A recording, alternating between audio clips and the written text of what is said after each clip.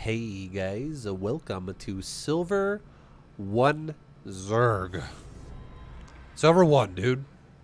We got ourselves our last Silver League to get ourselves into Gold.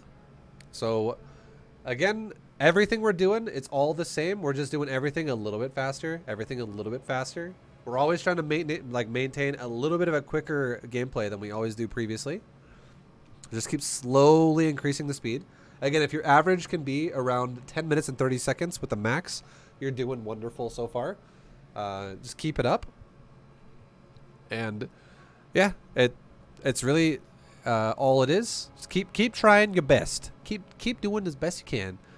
And the concepts are all still the same, right? We're still going to be doing mineral priorities, macro beats, all good, like efficiency beats non-efficiency, all that stuff.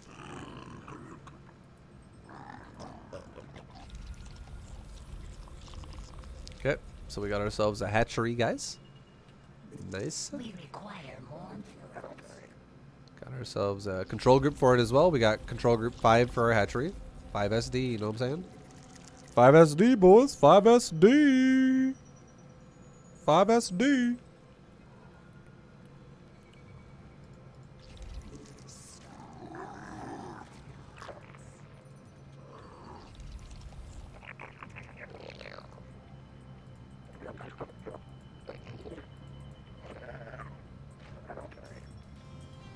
Yeah, let's go and take our natural. We require more minerals.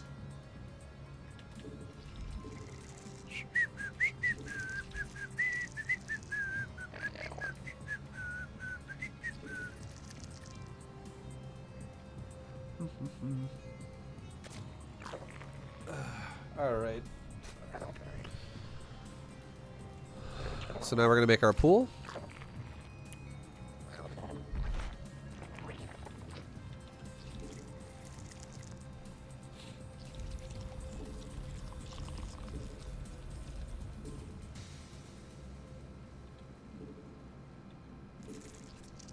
Now we're going to make our gas. So far, our overall build-esque thing we've done is 16 hatch, 18 pool, 20 gas, right? Same as always. That's again, if you fuck it up a little bit, it's not a big deal. It's just a general concept of hatchery first, pool second, gas third, when we can afford it. Okay, let's go ahead and put 3 drones on that gas. Rally my hatcheries down to my natural. Build drones. Build queens. Build an overlord. Build an overlord. Okay, we're doing the same thing still. We're gonna put our overlord. We're gonna put our overlord on the high ground here. We just want to see if this guy's expanding or not. If there's no expansion, we're gonna make a spine crawler. If there is an expansion, we don't have to worry about it. So look what we see. We see no expansion. There's no expansion, guys. So what are we gonna do? Make a spine crawler. It's all. There's only deviation we're doing. Just spine crawler. Easy peasy.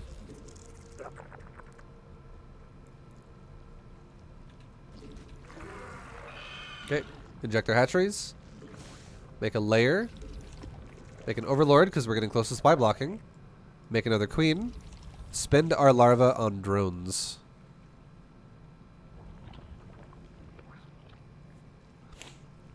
Let's try to keep spinning our larva on drones. 5 SD. 5 SD. I'm hitting the buttons. 5 SD. 5 SD. 5 SD. Don't sit here do nothing. Don't do nothing, dude. Hit 5 SD, boy. Look at my supply. I'm getting close to blocking. Make an overlord. Inject my hatchery. Inject my hatchery. 5 SD. Look, I'm super close to blocking now. Now, all my larvae just got spent, so now we want to throw down our roach warren. We want to also throw down an evo chamber. Let's also start making creep timbers because our 3rd queen is now out. We're still getting pretty close to supply blocking, so let's keep making. We just made 1 more overlord again. If we're like within 10 to 15 supply of our max, just start an overlord. That's the good idea, right? Like once you get to the point where you have queens like this. Okay, let's go ahead and make a couple injects again. And look, we're still within it. Let's make another overlord. Okay, let's go ahead and make our gases at our base right here. Let's also go ahead and start our 3rd base over here. And now we can transfer drones to that gas. Meanwhile, let's get roach weapon upgrade and speed upgrade. And let's make a few roaches. We require Safety roaches. Also, look at the supply. Supply is looking okay right now, so we should be okay for a little bit.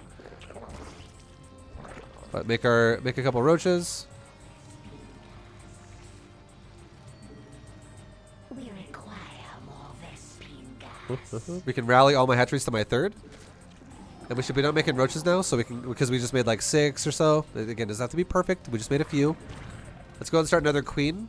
The hive cluster. Okay, we're getting all in. So let's actually, this is what we can do if we're gonna get all in. Start making roaches non-stop. Just make roaches. Grab these drones and put them on the mineral line. And now, when he shows up to my base, we can select my army and A-move it with drones. Inject my hatchery. Inject my hatchery. Make roaches. More overlord. If he runs away, run back to my base. Run back to my base. Okay, he's coming again. So, A-move towards him again. Try to inject your hatcheries again.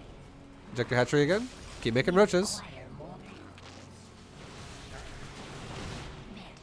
We require more minerals. Okay, let's pull my guys back. Go back to my base. And now, at this point, because we've been making roaches for so long, More minerals. we have a large... We don't have like 4 roaches anymore, or 5 roaches. We have a lot of roaches. So let's just take my roaches and A-move the area. This isn't all in, right? This is us getting all in right here. Okay, let's keep spreading our creep. Keep spreading our creep. Keep making roaches because, again, it's not over yet, guys. He's still attacking. We require mutation. But am I tunnel visioning his shit right now? No.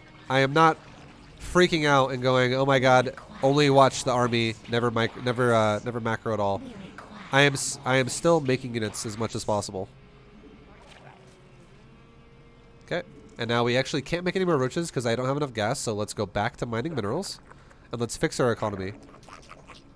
So as Zerg, what I can do here is I can do a roach priority with my gas, and whenever I can't make any more roaches, we can just make drones. So we're fully saturated on this base. Let's try and take another base again. Let's go opposite of where he's currently at in my base.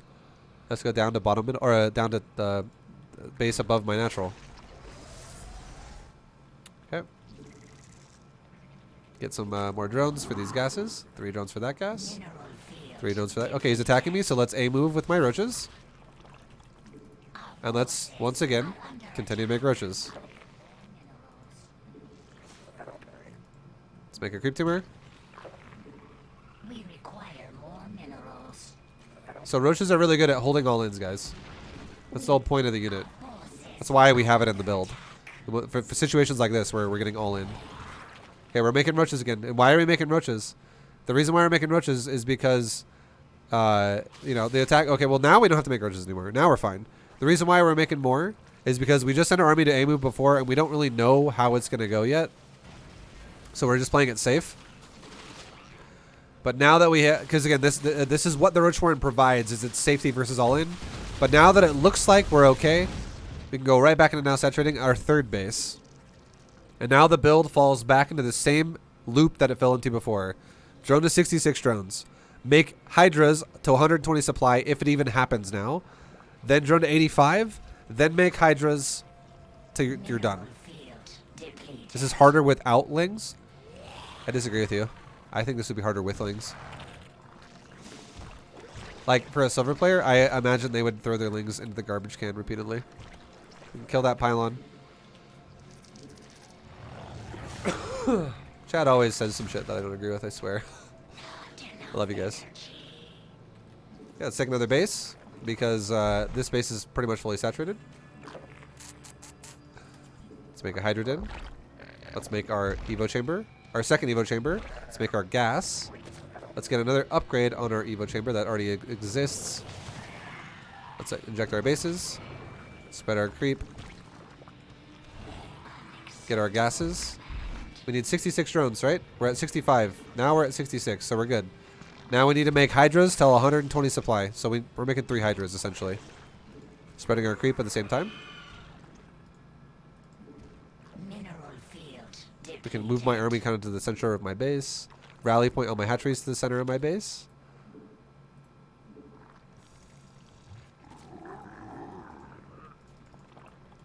Okay.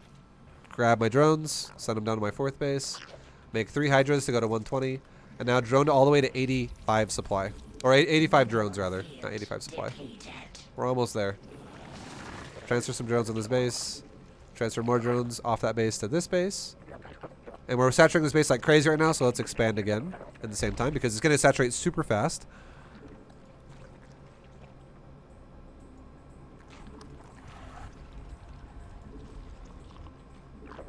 Okay. Now we have a good drone count. So now we can go back into making overlords and hydras while we spread creep and inject our hatcheries.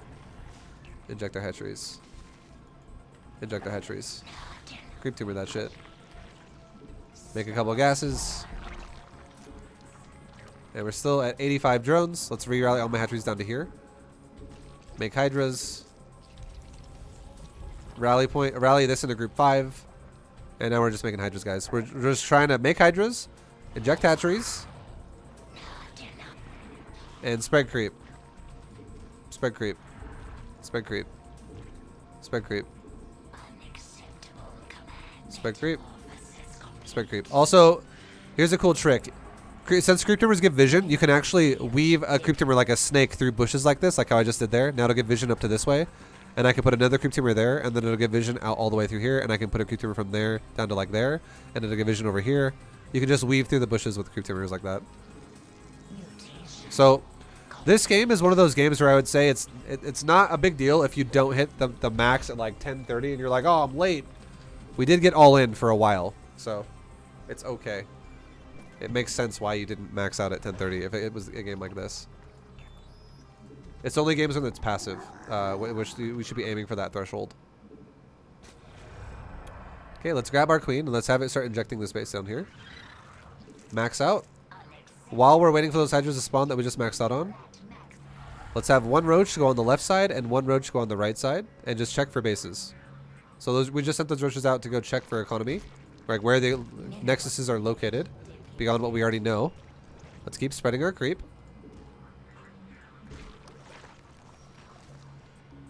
And let's take our hive and get ready to go to level 3 upgrades. Now, we're going to make some overseers, and we're actually going to use these in our army, okay? So now, where's the Protoss's bases? There's no base there, there's no base there. While we're waiting, let's do another round of creep. Creep. Creep. Creep. Creep. Again, we're waiting for the minimap to be revealed right now for just a second. Now, there's the 3rd base. Okay, so let's do this. A-move my whole army right here. Just A-move my whole army right there and get it all organized so it goes there first. We don't want to just A-move there right now because my army might split. Half of it goes up, half of it goes down, like this way and this way, which would be terrible, right? That would be not good. While we're waiting again, let's go ahead and inject my hatcheries. Let's also fix my saturation. So grab 6 drones off this base and send them somewhere else, like down here. We can take another base while we're at it. Now, finally, let's take my army. A-move. What we're gonna do is 2 steps. A-move my army and then have overseers follow a hydra for detection. So I have my army selected. A-move. A-move. A-move. Now go back to my overseers. Have them follow a hydralisk in the back. I just right click the hydra with the overseers only. So it move commands towards the hydra. That way it's gonna give me detection the whole time. Now behind us, let's get 3-2 upgrades because we have a hive now. Let's get our lurker den. And let's start making hydras again with any open supply. And in the meantime, let's keep spreading creep. Spread creep. Spread creep. Spread creep. Spread creep. Spread creep. Make hydras. And we're good.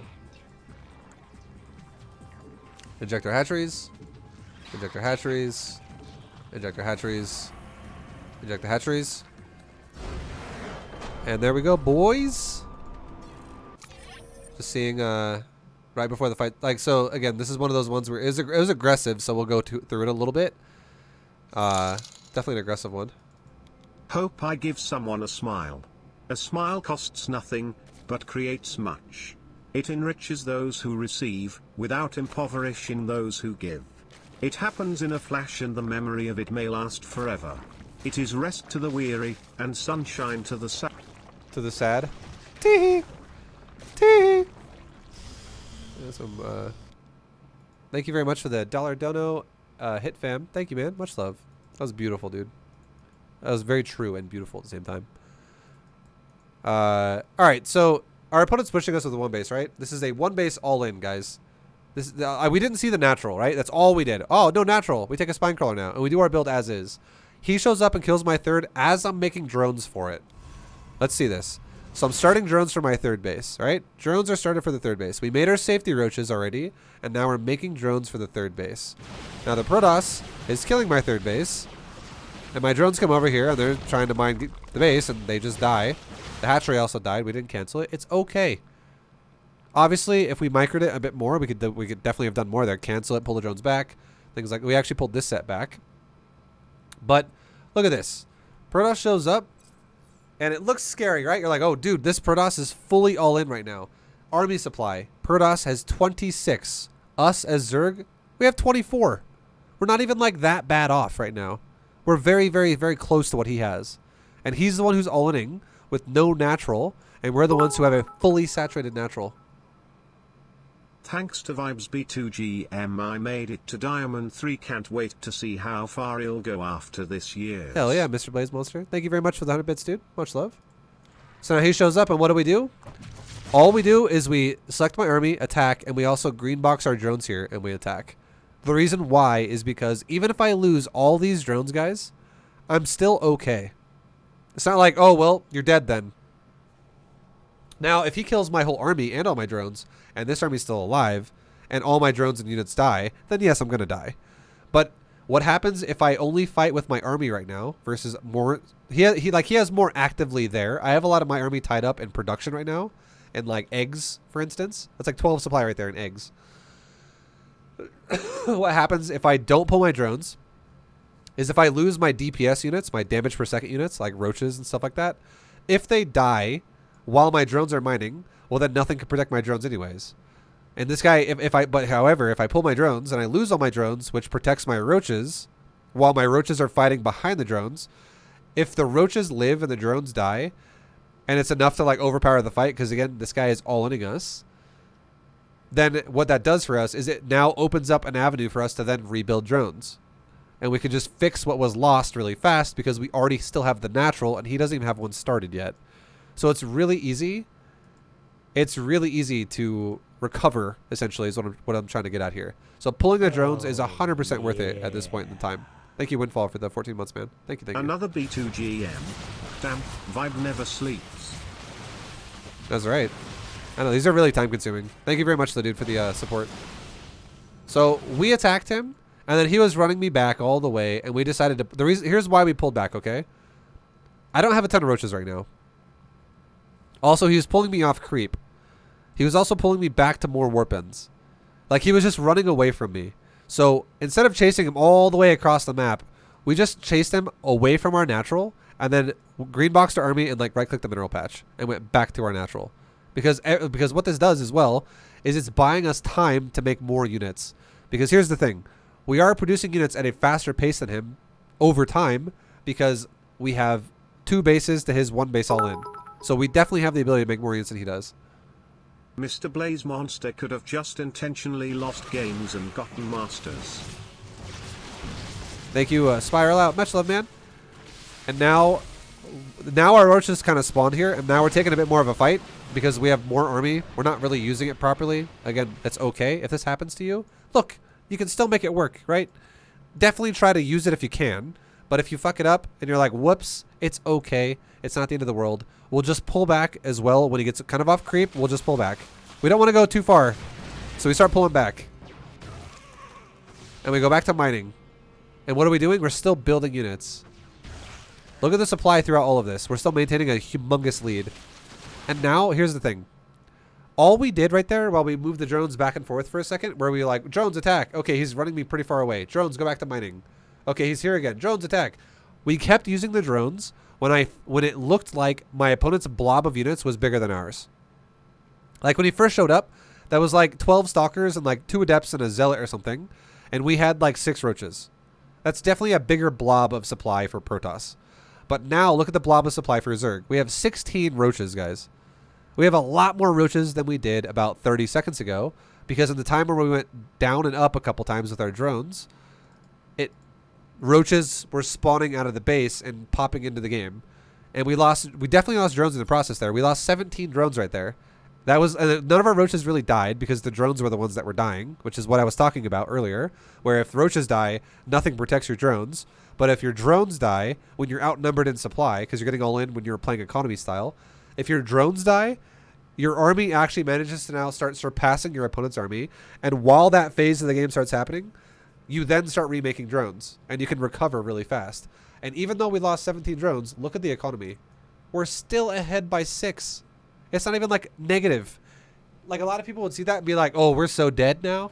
Oh my God, Zerg's probably got like 12 drones now. No, we still got 30 versus 24 for Protoss. And Protoss hasn't even started a natural yet.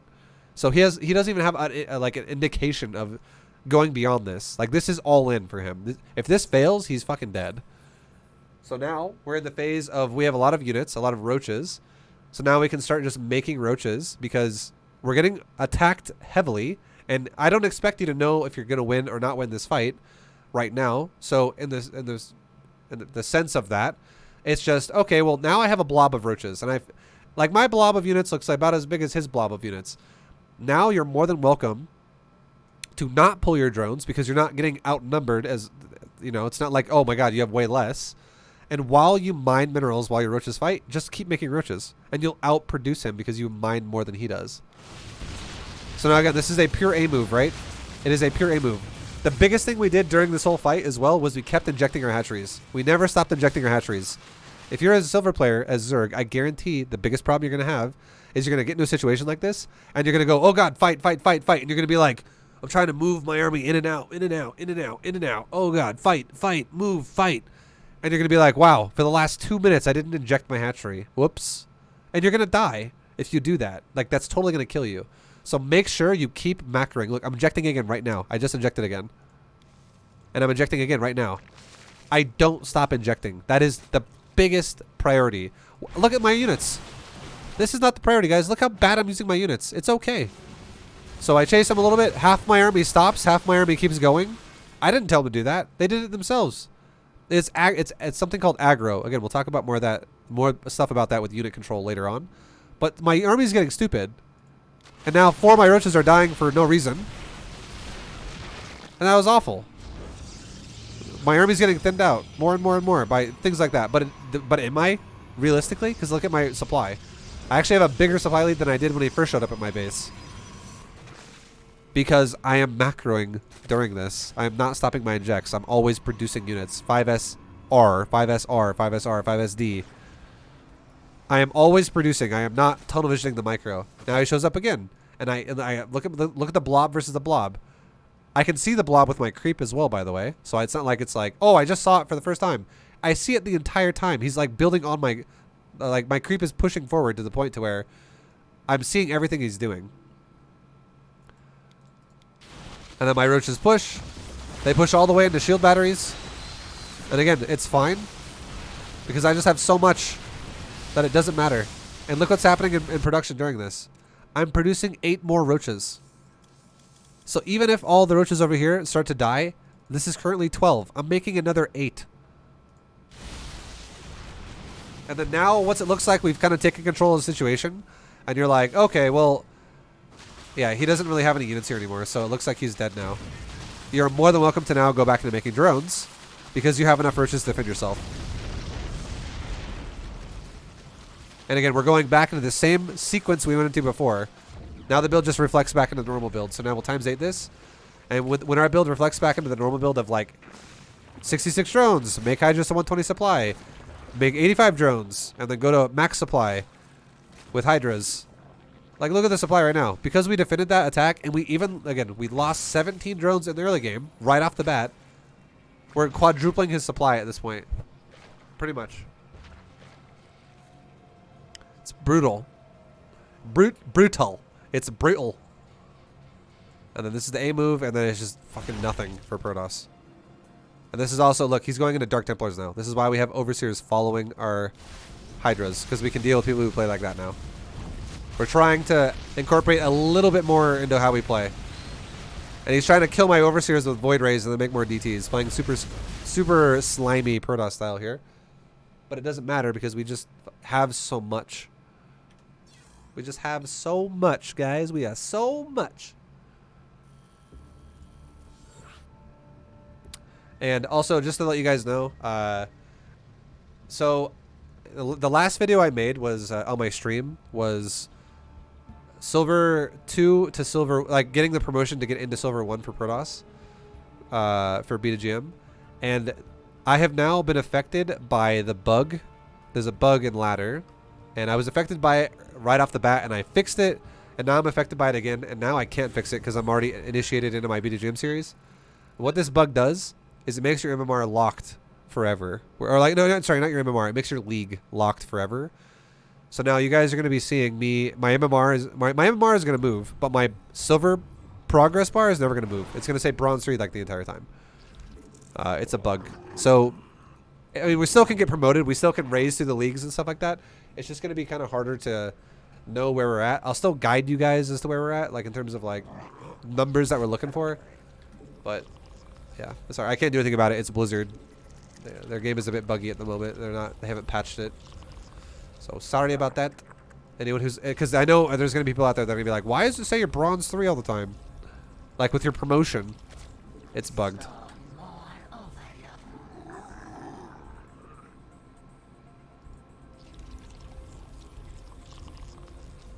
Vibe, why did you not counterattack afterwards? Because that requires micro. And we're not microing.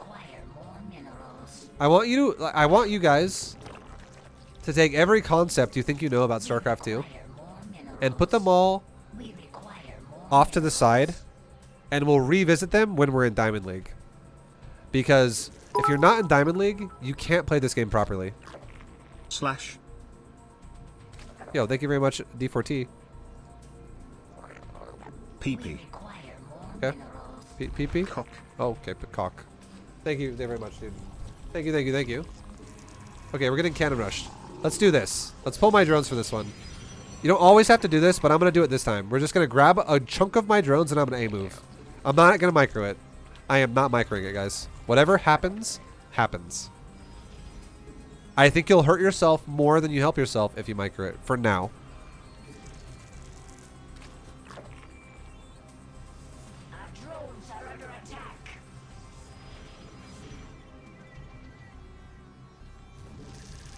I'm making drones. Look at that. The drones are microing themselves like a boss. Okay.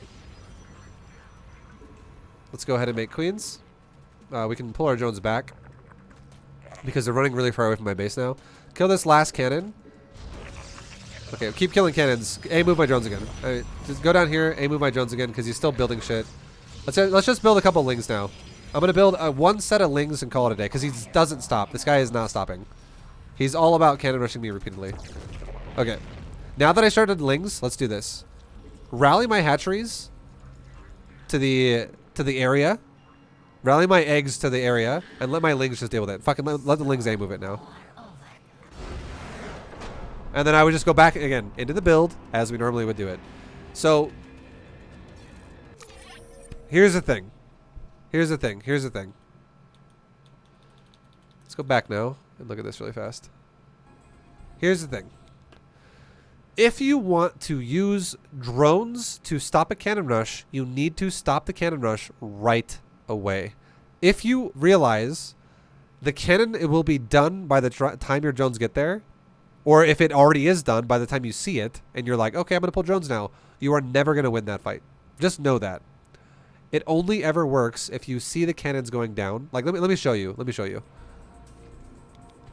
So, he starts piloting me. And he makes a cannon.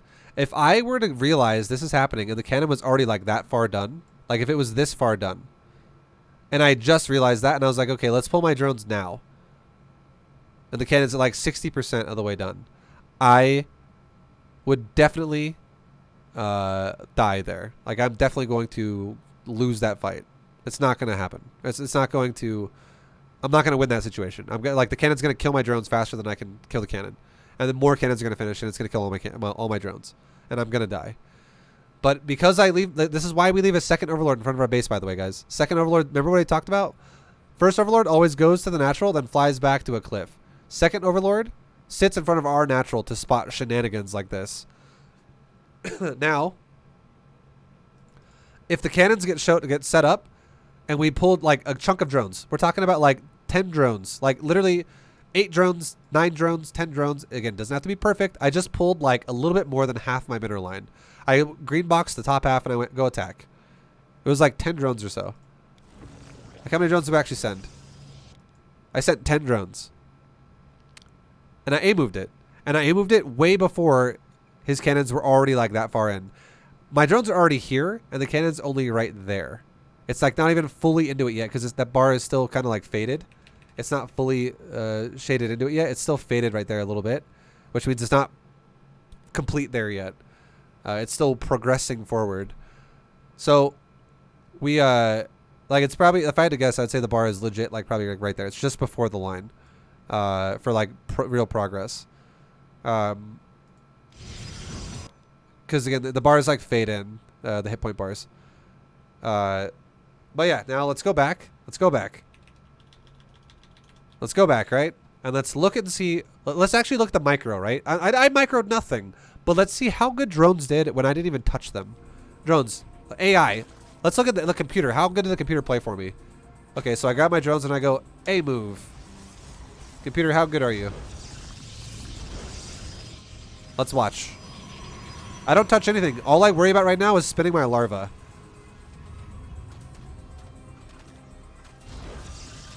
We kill the probe. We're killing his cannons. We're killing his cannons.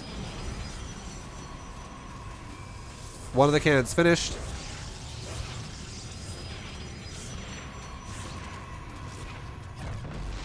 The other cannons are getting killed.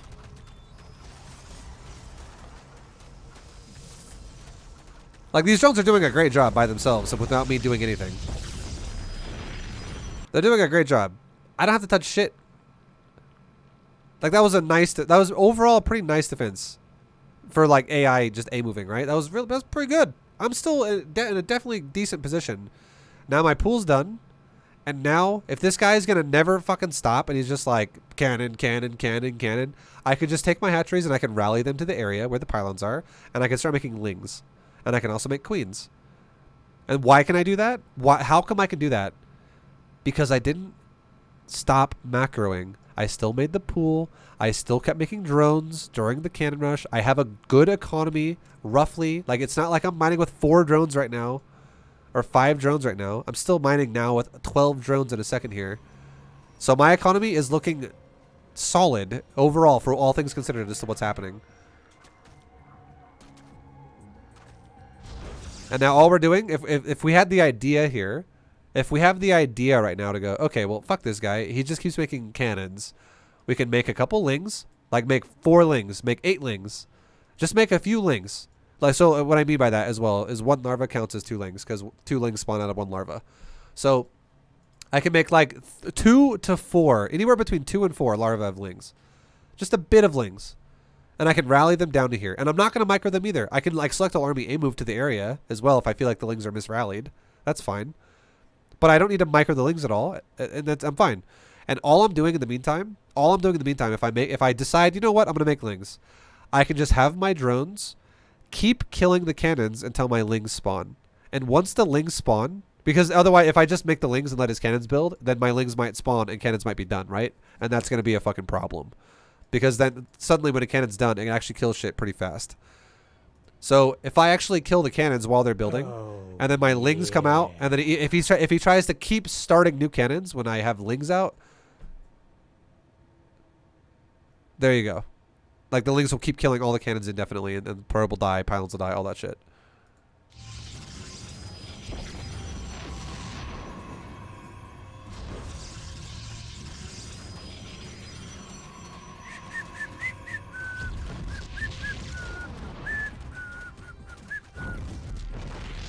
And then as soon as we kill, now, like, if you see this, the reason why we pulled our drones back is because I made lings, and lings are almost done.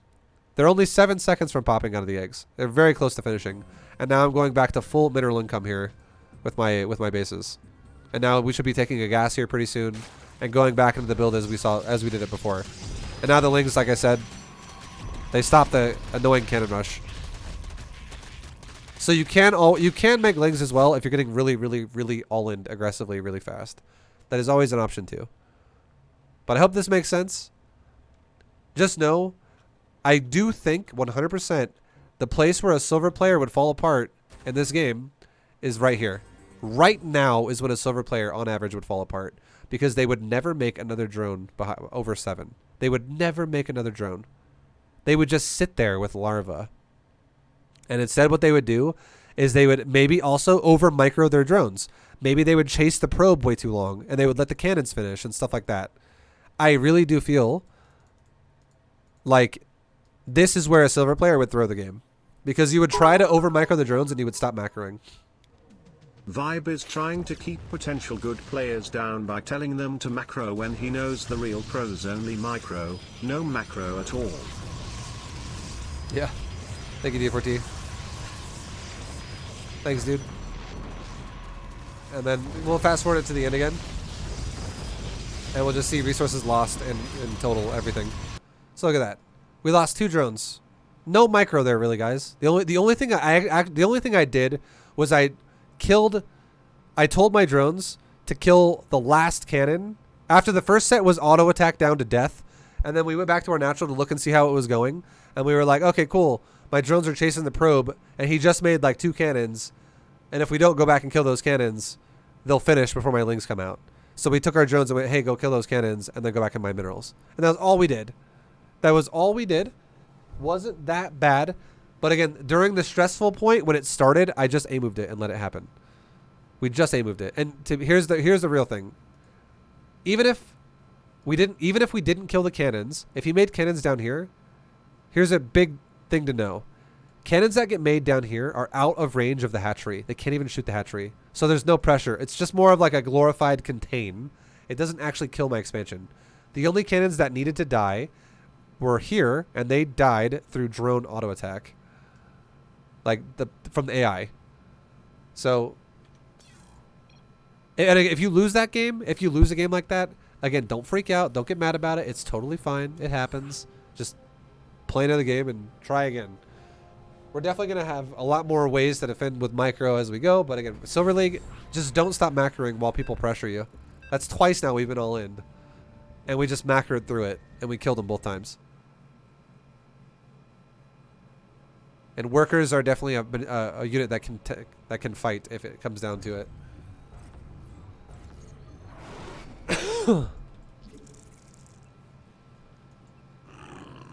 Okay, so let's go to his natural. Shift click the cliff. Boop.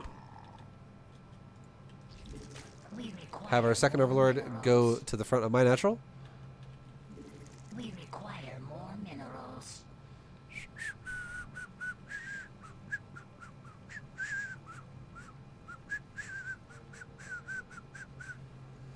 Alright, dude.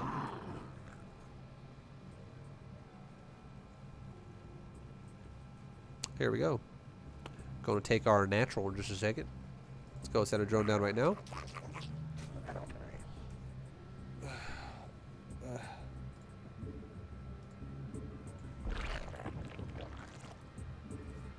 Keep making drones. We require more minerals. We require more Keep making drones. 5 SD, guys.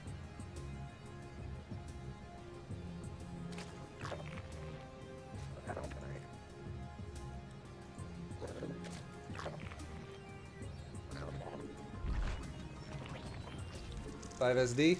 We require 5 SD. 5 SD. 5 SD. If a SCV pokes your hatchery like that, just click your overlord and type /dance, because it's gonna do it. It's just doesn't matter. You don't actually gotta micro that. No, you don't gotta like pull a drone down and go attack it or something. It's fine.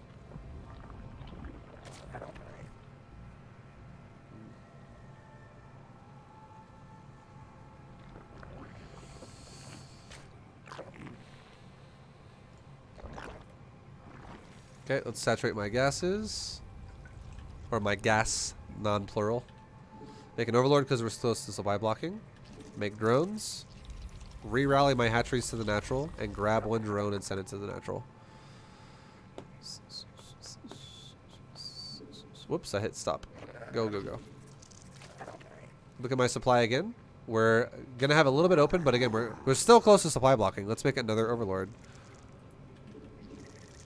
And there is no natural for our opponent, so what are we going to do? Spinecrawler. Play it safe. Let's go for an inject, a layer, and a third queen. Okay, we're good.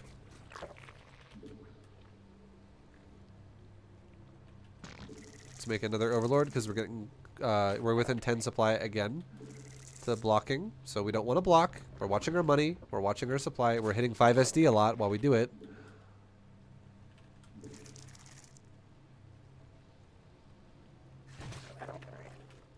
Make a bunch of larvae into drones, and now with our first inject popping off, we don't have anything to really spend money on for a second here, and we also need to make a roach warren now. This is the perfect time to make it because you're not disrupting your larvae with this really. So make a roach warren and our evo chamber right now. And then go back to making drones, and we take our gases too because we're fully saturated. And we can also take our third base as well because we are fully saturated. We can also take another overlord because again we're close to supply blocking. Okay. So we can start our third. We can make more drones to get to the point to where we're fully saturated here on the gases included. We require more minerals. So we saturate that gas. Okay, we're getting attacked. So our opponent's attacking us. So now we can start making roaches. Let's inject our hatcheries. Don't tunnel vision. Let's make another queen. Because the queen died. This is why you make a spine, guys. Make roaches. We'll be fine. We're making roaches as well off of the correct saturation we wanted to be at. Either way. And now we're okay, so all his units are dead. And we have made safety roaches now, so our safety roaches are out. And now we go back into, we can get our upgrades for the roaches, and we can go back into properly saturating our third base the way we wanted to. I know a lot of people would freak out right now and be like, I gotta make mass roaches right now. But are we being pressured really? We're not. This guy's not really pressuring me right now. He's dead already. So let's go take our queen to the hatchery and get ready to go inject that. And we're making drones. Drone count's currently at 50. We want to go to 66. 66. I want to see the queen dance vibe. Here you go. One more. Look at that. Electro slide. Damn. Let's make our hydrogen. Make drones. Inject. Inject. Oh, Inject. yeah. We can start our second Evo. 2 more gases. D4T40001. No, I don't remember that. Thank you, Spiral Out, for the 17-month resub, and the Red Ferret. Thank you for the 6. Much love, guys. Let's make some overlords because we're out the supply block. Yeah. And let's continue to spread our creep. Thanks, Vibe. Thank you. Thank you, dude. Metamorphosis complete.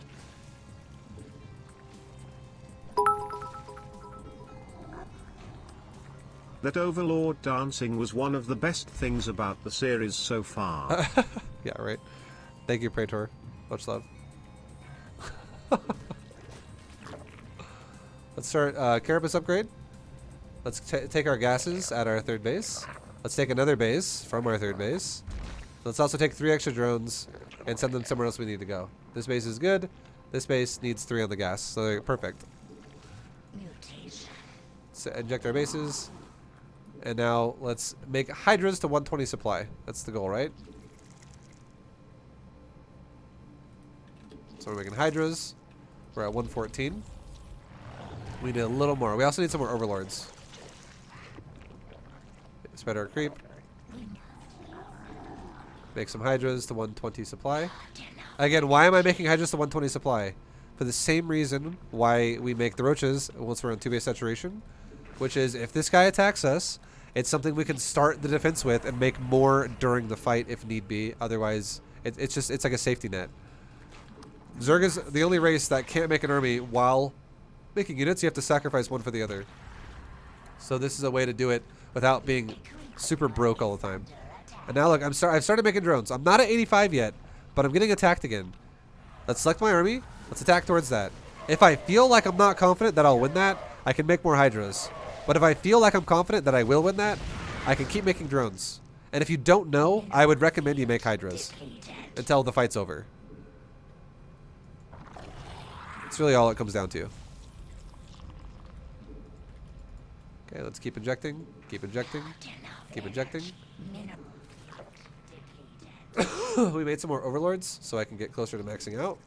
Let's go ahead and spread our creep as well while we're at it. Let's also take another base because we're fully saturated. And let's also maybe make some more drones because we're going to lose drones while we build buildings. We can take another infestation pit up here so we can go into a hive. Let's get level 2 carapace. Injector hatcheries. Injector hatcheries. Injector hatcheries. Spread our creep. Spread our creep. That creep tumor is dead. So grab the screen and start spreading creep again over there. Spread some creep. But yeah, we definitely need some more creep tumors. This is not enough creep. Let's spread a creep tumor there, and then we'll go here after. Make some hydras. Okay. Let's put our drones on the gas. Put one drone over here. And drone count's still 85, so we're still looking good on that. Start a hive. Grab a couple drones and send them over to the new base. Go for that. Go for this. Let's take 2 roaches. Or a hydra, but whatever. We'll send one of them down the right side and one of them down the left side. And again, we're checking for where our opponent's bases are, right?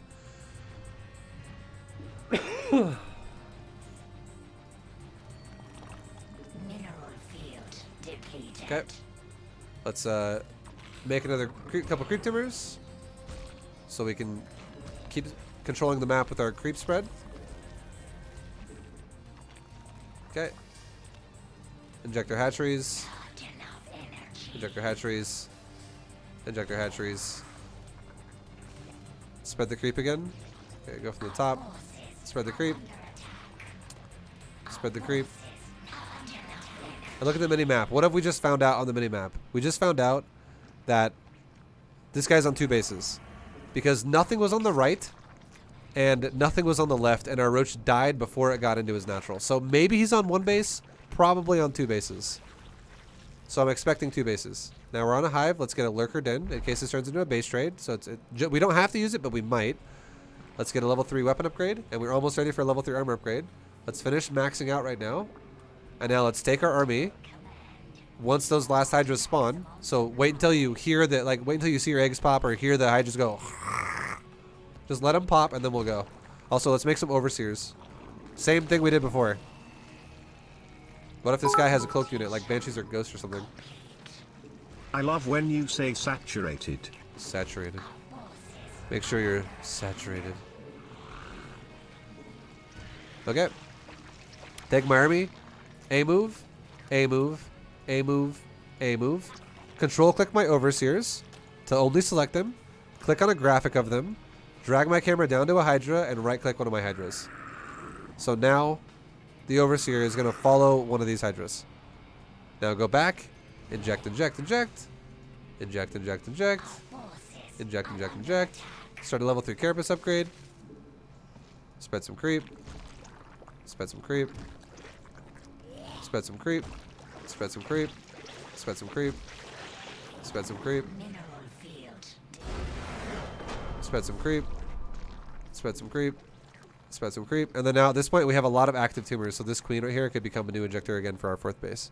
Like it was before our creep died to the push. Yeah, that's right. Same thing. 25 months. This game was pretty straightforward. I feel like I don't really. We'll times 8 it really quickly, but this game is this. I feel like the breakdown of this one's been, like, the games like this have been broken down a lot. It's just a guy who has an inefficient build, and we just crush his supply because we're just focusing on economy, not on army first. Like triple starport at 1 base, factory, 2 factories. This is the kind of shit that's inefficient, right? Where your supplies, too many buildings, not enough units. So it's just a situation where, like, the guy just doesn't have any army.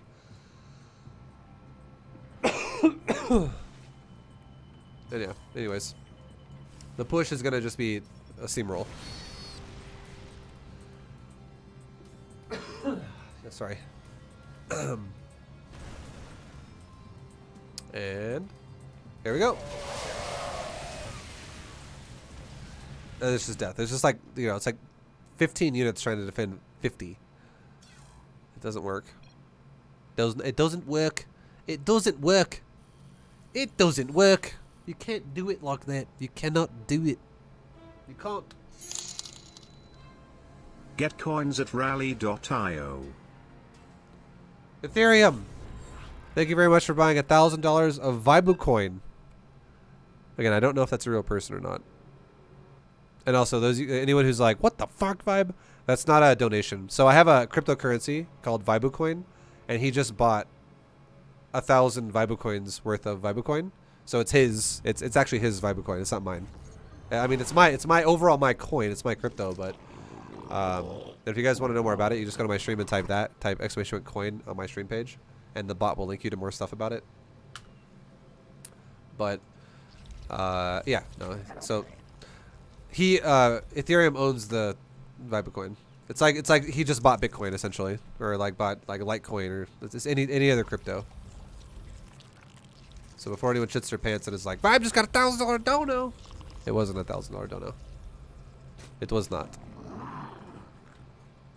But much love nonetheless. Ethereum. I don't want to downplay it. I don't even know if that's a real person watching the stream or not. Thank you, thank you.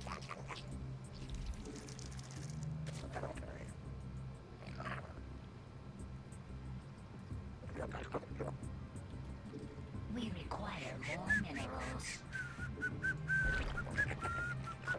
Okay, so we're expanding. What race is this? Random. Voice. Saturate me, Daddy Vibo. Oh, thank you very much, Logic, for the 5. Logic with the $5 holla. Thank you, Logic. I'll saturate you big time.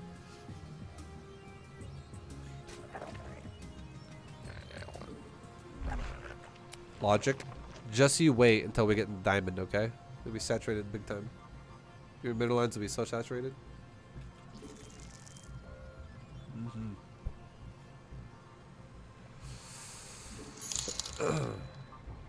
Spread that creep. Okay, Ethereum. Now that was a real one. The hell, dude? Ethereum, thank you for the $100 dono. You are a person. I didn't know if you're a person or not. Oh my god. Now that was a real donation, boys. Oh my fucking god. Thank you very much, Ethereum. You're too good to me. Oh, oh my god.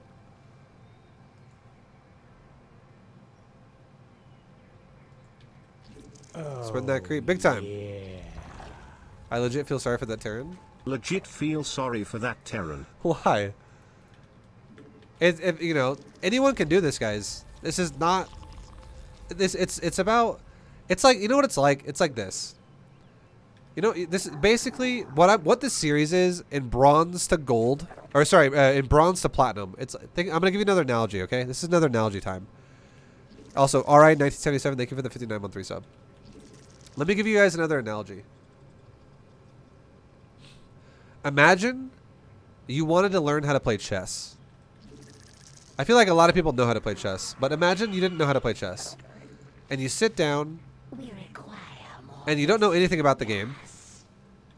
And then you can have someone tell you how to play the game. Or you can go play the chess with someone else that also doesn't know how to play chess, just like you. And you guys make up your own rules. Bronze and Platinum are literally two people that make up their own rules on how they think StarCraft's supposed to be played. Because they don't actually know how to play the game. Like, there is a level of efficiency that to its core is required at this game to play correctly. And if you don't have that, your games are never going to make sense. Ever. They're never going to make sense. So, it'd be like saying, like if you have two Gold League or like two Silver League chess players, and they both go like, okay, my pawn is going to move across the board like a rook at this point. Or it's going to now move like a bishop. Or now it's going to move like a knight that can move like 3 times as long. Or now my pawn jumps on your king and I just win the game. Or there maybe if the king dies, you don't lose anyways. There's no checkmate. Like, because you don't know how to play, right? You make up your own rules. Anything's possible. Maybe the way they play chess is they pick up the pieces and they throw it at the other side of the board, and whenever their pieces hit and knock it off, it's like going bowling or something. I mean, people do weird shit all the time. People make up their own rules for StarCraft as well. They do weird shit all the time. So if you guys want to be able to actually play this game properly, you have to like learn what's important in this game, and that is fucking macro. If you don't macro, you have no chance versus someone who knows how to macro. So if that Terran just learned how to macro, he would be way better off. Like that's not like the best that guy could ever do. That's not the best he could ever do. He could do so much better if he just learned how to macro a bit. Like if he actually learned the rules of macro. Okay, let's saturate our third base now because our natural and main are fully saturated. Going back down the same sequence we always go down.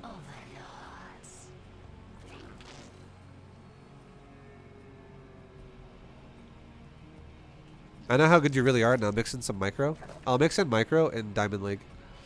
And everything above Diamond League. I'm not microing in Silver League, guys. The answer to that is no, I'm sorry. Silver players can't micro. You can't. Trust me. I've seen way too many of them to know that they can't. Platinum players can't even micro properly. They cannot. They always... Like, the biggest problem about microing in a league that you're not ready for it yet is you actually do more damage to yourself than you do to your opponent. Because number one, you don't know how to micro properly, which means you don't know how to do damage properly to your opponent. And number two, you focus so fucking hard on it and for so long that you forget to macro the whole time while you do it, and it indirectly makes you do damage to yourself in the process. Because it's like you're AFK in your build for like 2 minutes or like a minute at a time, which is not ideal. Okay, we just made a bunch of drones. Let's go ahead and make our gases, because we have a lot of drones coming here right now, so it's easily going to be saturated in seconds here. Okay. Let's go ahead and start our other gas and our main. Start hydro upgrades. Let's start another Evo chamber. Get a couple overlords because we're we don't want a supply block because we're about to make hydras to 120 supply, as we always talk about. Get the space saturated properly. Let's get another base. Make our hydras to 120. Saturate 3 drones on a base that has no drones. Right there. Perfect. That gas is missing. Let's saturate a couple drones on a different base now. On the new base we just built. Get our carapace upgrade going with our weapon upgrade. We're almost done making hydras, guys. Mineral field depleted.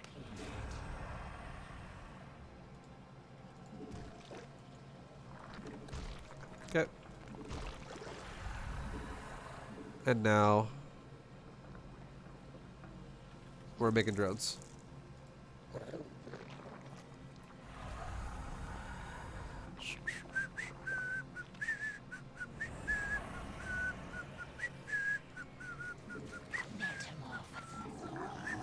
Let's get this queen out here and start spreading creep as well. Get a queen out there. Spread some creep right there. Spread a creep tumor right there. Maybe make another one like right there. And we're good. Spread some other creep tumors that we already have. That one go there. This one go there. This one can go there. Yeah, let's make some hydras. Now let's send a roaches across the map, one on both sides. Check for hidden bases. Mineral field depleted. Okay, let's start an infestation pit in this base. And we're almost done droning. Now we're done droning. In seconds. Zerg is explosive with drones. Now let's take another base, because this base is going to be fully saturated, and more so, even more than fully saturated, because not only are bases mining out need to be transferred, but we also just made a ton. And yeah. And then we'll now, if more bases mine out again, which they definitely will, we'll have more bases to send our drones to. Saturate or inject our bases. We have more overlords to finish our supply off here in a second. Okay.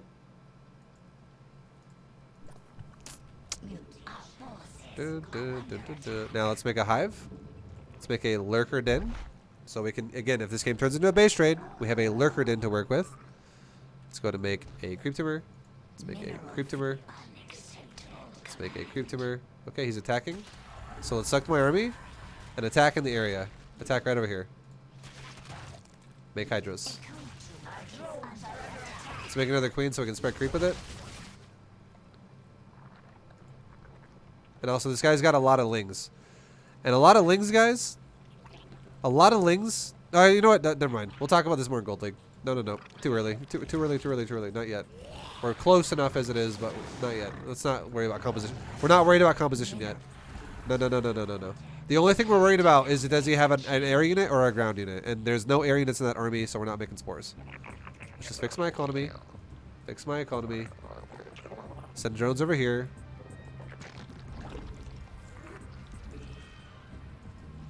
Okay, let's make some creep tumors.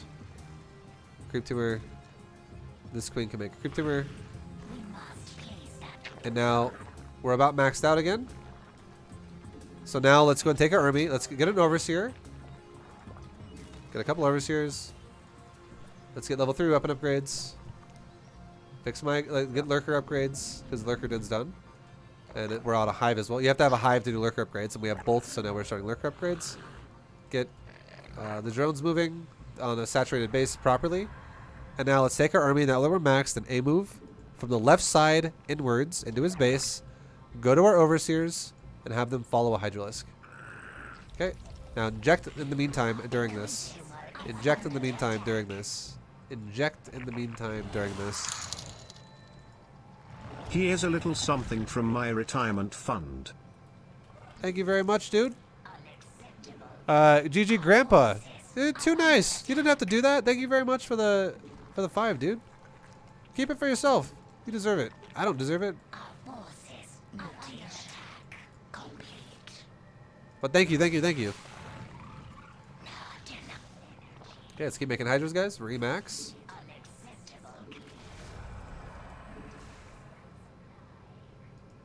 We can start Carapace level 3. We can start a couple of overseers again, and the reason why is because we're preparing for wave number 2 in case wave number 1 dies. We're waiting for a bunch of hydras to spawn. Spread some creep. Spread some creep. Spread creep. Spread that creep. Okay, so again, this game is a situation here. This game was a situation of, well, let's see it, right? Let's see efficiency versus what? Let's see. So it's moments like this, right?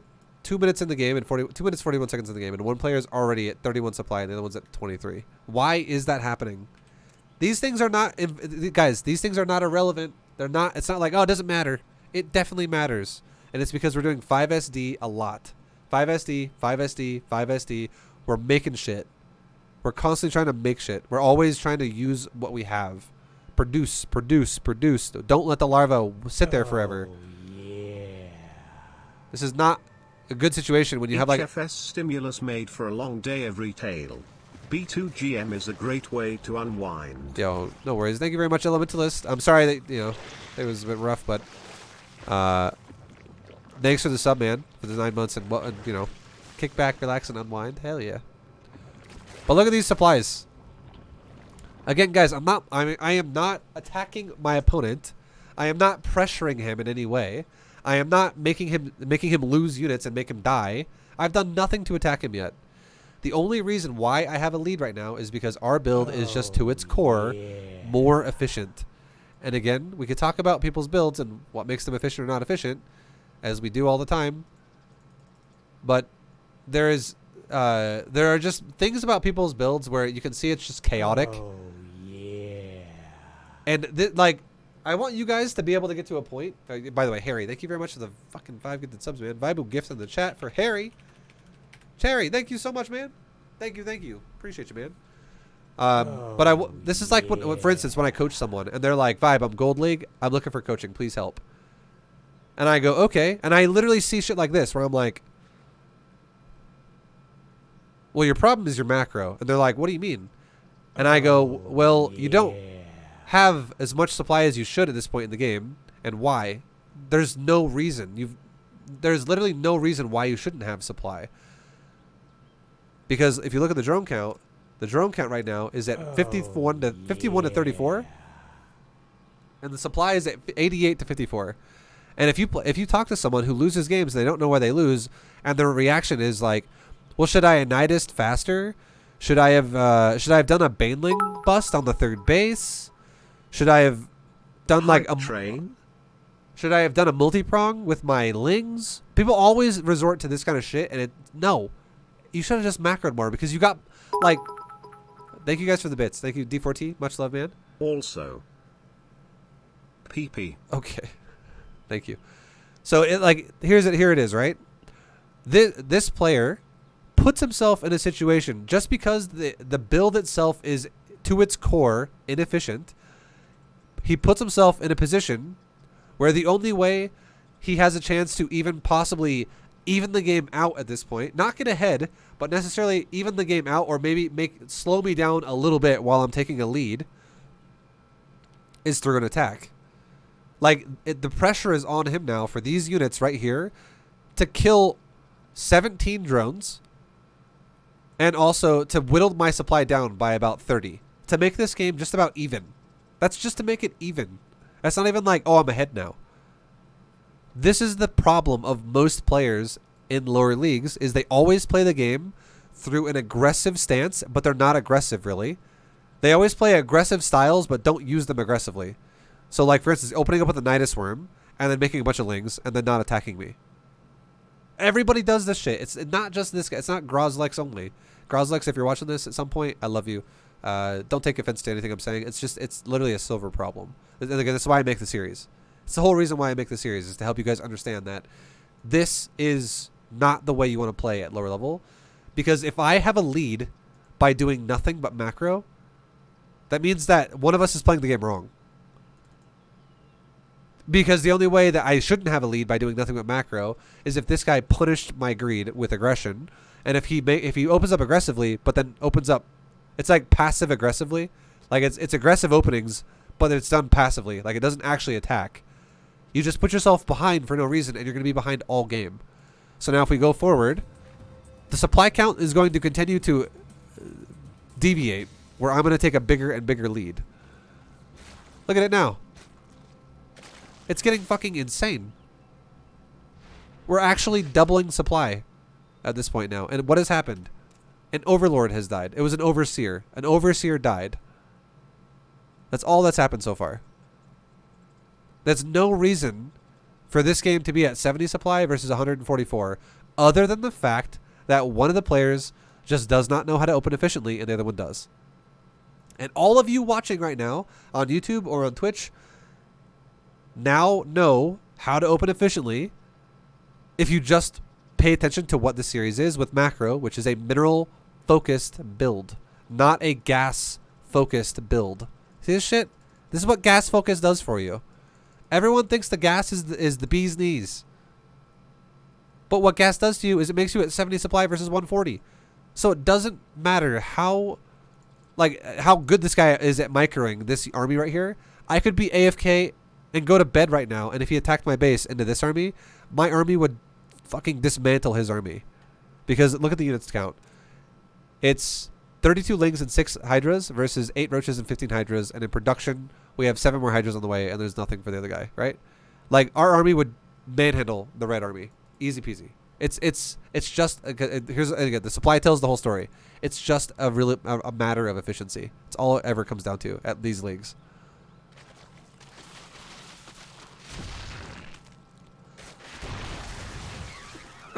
So he attacks me. That's fine. Then he backs off, because when he attacks me, he runs into the Hydra wall we had, which is basically maxed out now. And now watch this, right? We'll go for the push here in a second. And let's see how this looks. We're doubling supply. So we have some of my army coming this way. And it gets owned by some banelings, and that's okay. This army's kind of like rolling around. Our army is currently killing his base. This army comes back. It's all good. And now this 70 supply army has a lot of, like a big mountain to climb right now. Because, and again, here's the thing as well. guys, we focused on macro. So just like I've said so many times before, it's not about this one army winning the game right now. We're not putting the game on these Hydra's shoulders right now, being like, please win, otherwise we're gonna lose. If this army dies, I have enough resources and larva to remax, and my money and resources are going up by the second. I am always making more and more and more and more. Rough night, here's some love to Vibu, thank you. Yo, thank you very much, Novocaine. I'm sorry your night was rough, dude. That sucks. But I appreciate the support very much, dude. Thank you, thank you. The 20 is huge. Thank you, man. And now look, we're maxed again. Everything that just died is instantly remaxed for us in seconds. So this is where macro comes into play. Macro just beats non-macro openings. And again, guys, please, there's a difference. I really, this is the, okay, I'm going to say this again in another kind of new way. This is the hardest thing that I try to explain to people at StarCraft that are new to the game because they just don't understand what I'm trying to say.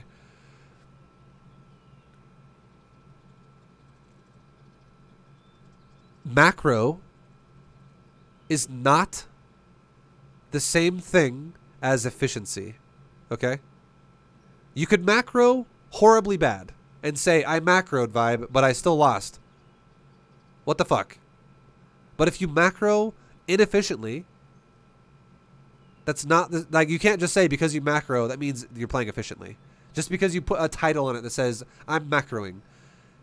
You have to understand how to macro efficiently, and then the game actually becomes the real game of what StarCraft 2 is, which is like things beat things, like aggression beats macro, and safe beats aggression, and greed, or macro greed beats safe.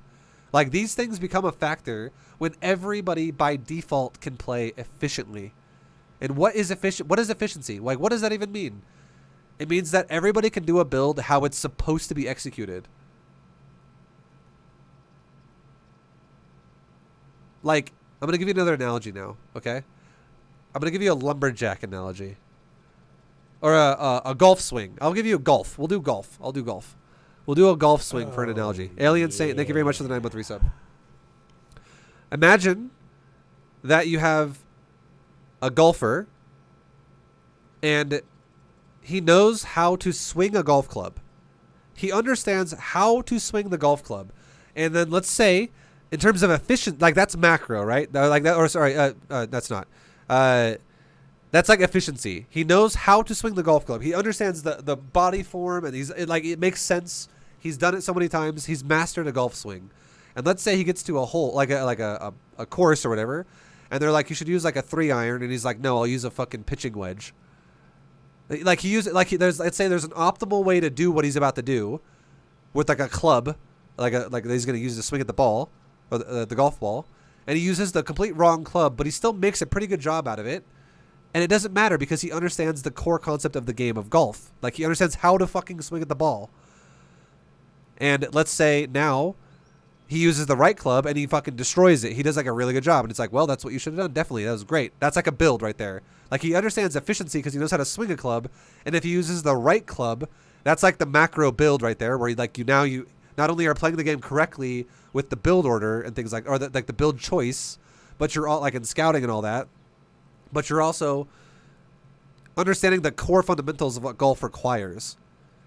And again, players in platinum and silver, gold, bronze, all these leagues down there, they don't understand how to fundamentally play StarCraft. It'd be like someone going to golf that has never golfed before, and he's worried about which club he's going to use, and he doesn't even have a proper swing yet. He can't even fucking hit the ball right, no matter what he uses. So even if like, let's say the course he's on is like, use a 9-iron, and he pulls out a fucking 9-iron, and he splices the ball way to the left, and it's like, well, that sucked. And then he like hits it again, and he like whiffs it entirely. He like hits the grass or something.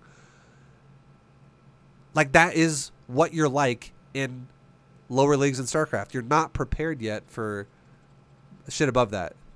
Like, it's just another example. And like, you have to realize, platinum and below, you guys have to understand the core fundamentals of what StarCraft is to its core before you go further. Because again, there's no reason why the fuck I should have double the guy's supply and nothing has happened. It means that he just doesn't know how to play. He doesn't understand what StarCraft 2 requires to play the game. And he could He could. Everyone could. Everybody can. You just have to understand that this game has a level of efficiency that you need to do, and B2G, that's the whole point of B2GM again, is telling you what it is. Telling you what it is, dude.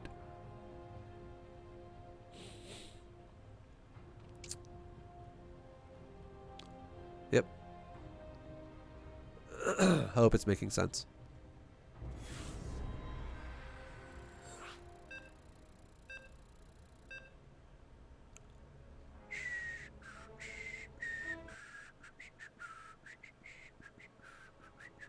Okay, we got a Terran player, guys. Terran player. What are we going to do? The same thing we've been doing every game, dude. The same thing we've been doing every single time. Yeah.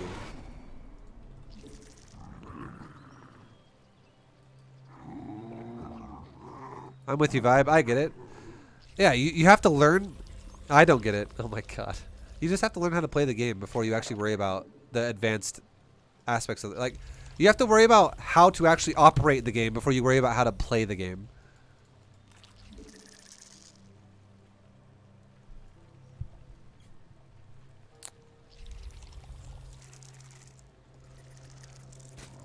Like, here's another golf example.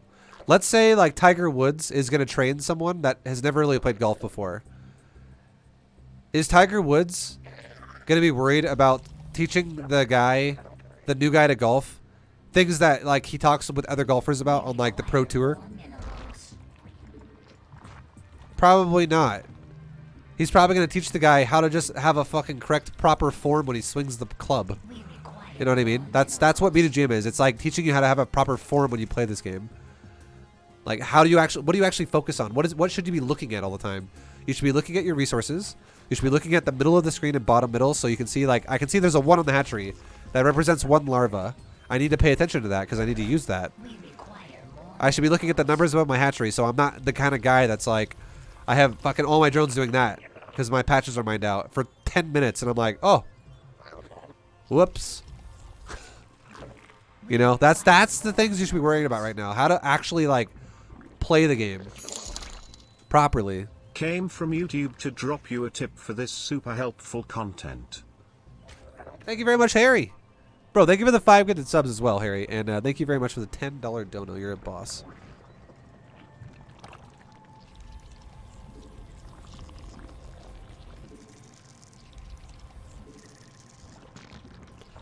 What MMR is Vibe shooting for here? So we're going to get to gold 3 when we hit 2400 MMR. 2400 MMR? 2400?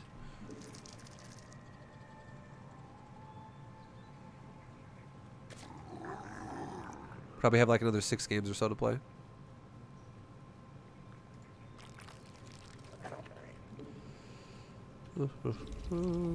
So check his base.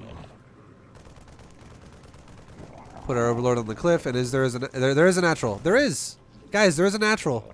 We don't need to make a spine. This is the first game in this whole video for Silver 1 where we haven't had to make a spine yet.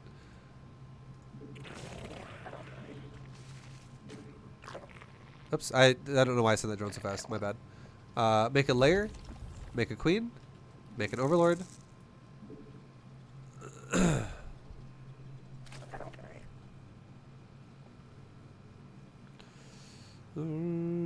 Golf is back. Hell yeah. Okay, we're gonna make a bunch of drones out of our larva inject. Okay, let's go ahead and make our roach warren now.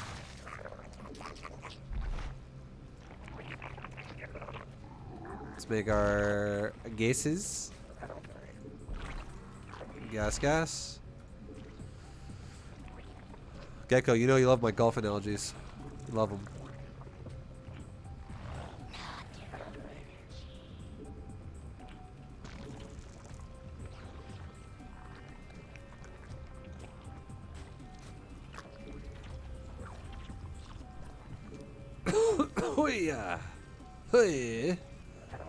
Okay, let's go ahead and take our expansion now. We're fully saturated on our base, and we have our gases and all that jazz.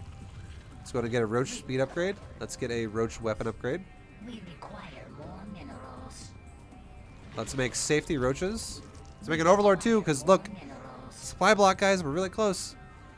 Let's make a couple roaches now. We require more minerals. Roaches, roaches, roaches. Inject our hatcheries. Inject my hatchery. Make a few more roaches, and now we made a few roaches. We're good to go.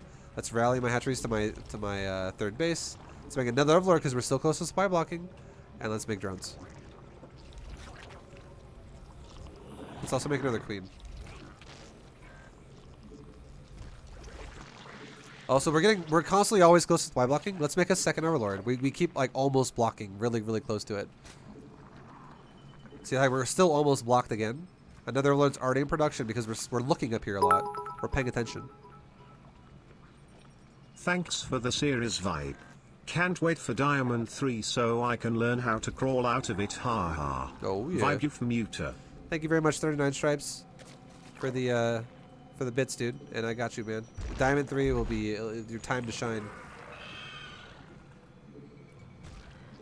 Okay, we are almost at Metamorphosis complete. ideal saturation amount of stuff.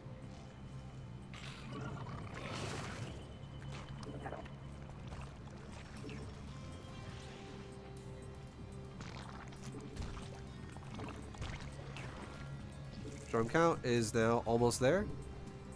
Let's go ahead and get Hydra upgrades. Let's get a Carapace upgrade. Let's get another base started as well because we're fully saturated there. Drone count is looking good. Take our gases.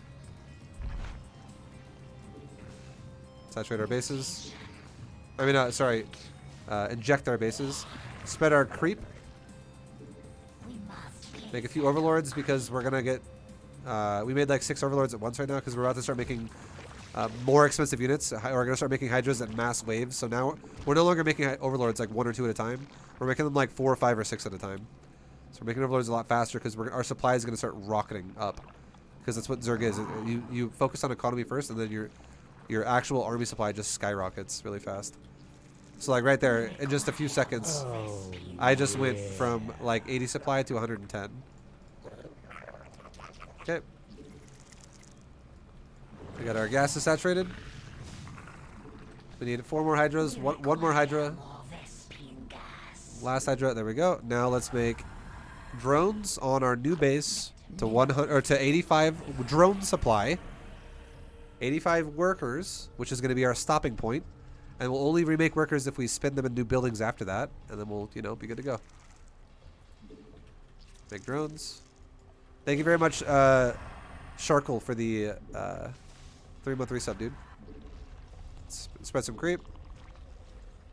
Spread some creep. Spread creep. Spread creep. Spread creep. Creepy, creepy, creepy. Creepy, creepy, creepy, creepy. Drones. 83. Let's take another base because we just saturated this a lot. So let's take another base. Somewhere nearby. Mutation complete. The drone count's looking good. Field depleted. Injector hatcheries. Injector hatcheries. Injector hatcheries. We can start 2-2 upgrades. We can also start an infestation pit to go to a hive now. So we can actually go to 3-3 upgrades. Grab some drones off that are oversaturated. Put them down on the new base we just made. Give ourselves gas here, and let's maybe take another base again, because our bases are like this base is mining out, and this base is going to be soon after to mine out, and we're going to have to start oversaturating this one here pretty soon. So it's going to be nice to have another base open in case we don't make one soon. It's just going to make it easier for us to properly saturate our bases. Okay. Spread that creep. Spread that creep. Spread that creep. And let's see one more creep tumor. Right there. Shift click the hatchery, and now we'll have 4 hatcheries being injected because we already had 3, now we have 4. Awesome. Okay, make a few overlords because we're about to supply block. Make some hydras in the meantime as well. And so again, our supply just skyrocketed again right there. It's super fast. Inject your hatcheries. Take a hive. Inject the hatchery. Inject the hatchery. Inject the hatchery. Spread our creep. Spread the creep. Spread the creep. Spread the creep. Spread the creep. Creep. Creep. Creep. Creep. We must place that on Creep. Cool. Let's take a roach. Scout left. Take it out of the group. Shift click it. Take one more roach. A move. Shift A move. Shift A move. Shift A move. Shift it out of the group. And we're good. Now we have only one roach. B2GM is what got me going hooked around. on the Vibu train. So happy it's back less than 3. Thank you very much, Soup Catcher. Hell yeah, dude. Much appreciated. Thank you, thank you, thank you. We just injected all of our bases. Let's take a lurker den. And let's also saturate another base with this drone. Okay, so we know he's got a base there with the left side, which is fine. Now we're going to check the right side in a second. Let's go ahead and max out now because, I mean, we have a lot of larvae to do it. There we go. Our larva has been being injected like a boss, so we have a lot of larvae to max with. Let's go ahead and make a few overseers, just like before. Let's get 3 upgrades. Let's get lurker. Oh, we can't do lurker upgrades yet. We're waiting on it. But it was the mindset of upgrades, so it was like, let's go check. Okay, so let's transfer some drones over to another base again. What about overlord speed for scouting? We're not scouting yet, guys. There is no scouting yet. Like, legit. Remember how I told you? The analogies, I feel like people just don't really appreciate it.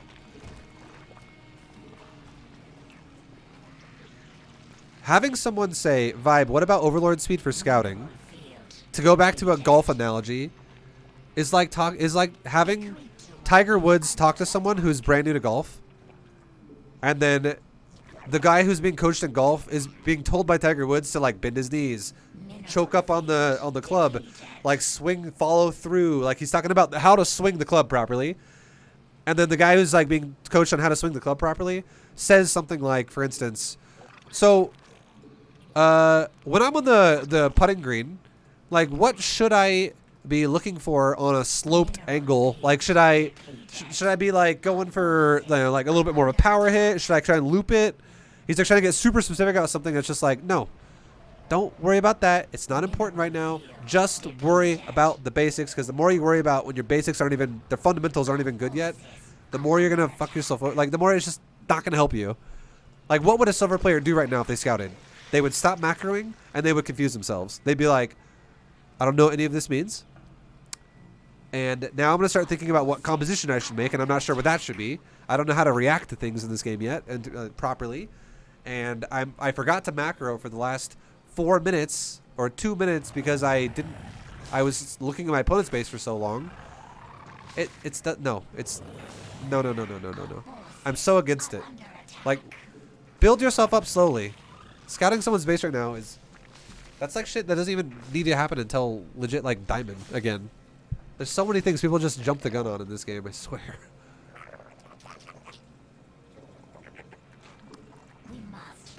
Because look, did it matter? Let me tell you the fundamental reason why scouting doesn't matter. Efficiency beats non-efficiency. So if I scout my opponent's going for tanks, if he's going for liberators, if he's going for battlecruisers, if he's going for Hellion Cyclone, if he's going for mass marauders, if he's going for marine medevac, if he's going for marine medevac Widowmine, if he's going for marine medevac tank, if he's going for ghosts, if he's going for mass planetary fortresses and turrets, I don't give a shit what he's doing. Because if he does anything inefficiently and I do anything efficiently, I'm gonna win the game. I will win. So let me show you again. ×8. We're just looking at supply. This game was this game was very passive. Look at supply and economy. Is there a reason why I have more supply right now? No.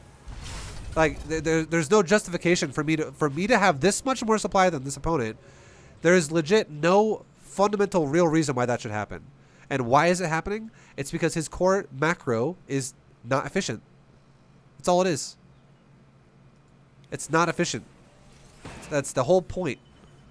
So if you do things that distract you and make your own build more inefficient, you're just gonna struggle to play efficient. Like telling a bronze player, or a silver player, to scout the base of someone is gonna make them more likely to play inefficient because you're giving them more shit than they can handle. Look at that. We're doubling supply for genuinely no reason. It's because our opponent has a build that is fucking wild. And it's not efficient. Worry about, like, again, I gotta say this one more time. I'm probably, I feel I'm such a broken record in these low leagues, man. It drives, like, I'm struggling just to, like, not lose my fucking mind here. Worry about actually playing the game of StarCraft 2 when you could actually play the game of StarCraft 2. If you can't macro properly, doing anything else above that is not going to go well for you.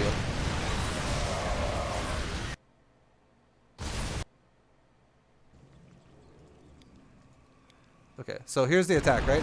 We're A moving. It's 120 supply versus 200. And we also have enough supply, or we have enough money and larva to remax over and over and over and over.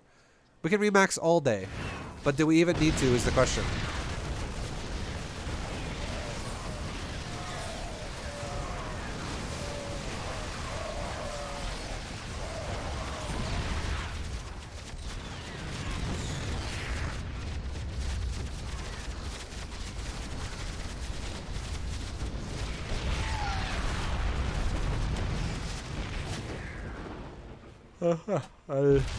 It's just more shit means less shit.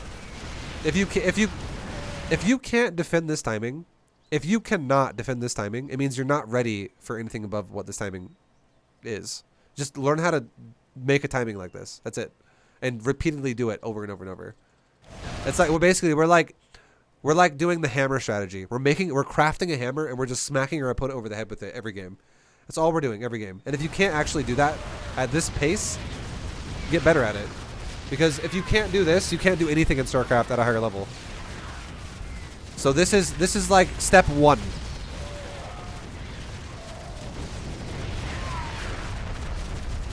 And the crazy thing about step 1 is the crazy thing about step 1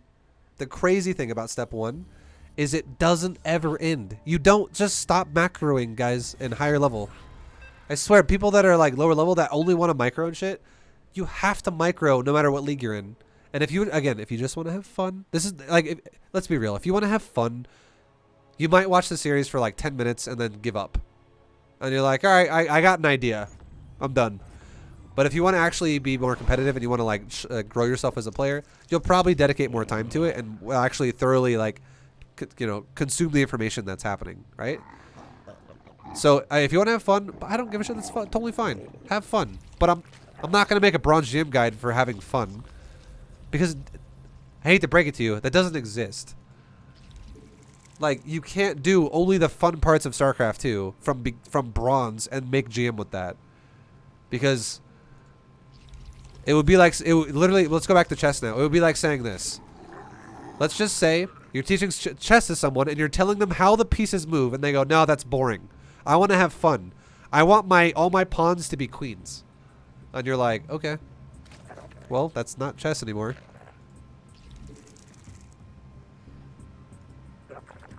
We require more minerals.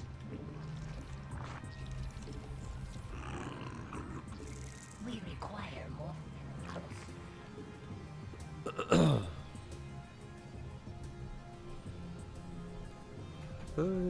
You gotta learn the basics. You gotta learn the basics before you get ahead of yourself. We'll be in Diamond before you know it, guys. We'll be in Diamond by like 5 weeks from now with how long the series is taking. Fucking MMR bug, man, making me rank up so slow. Oh my god.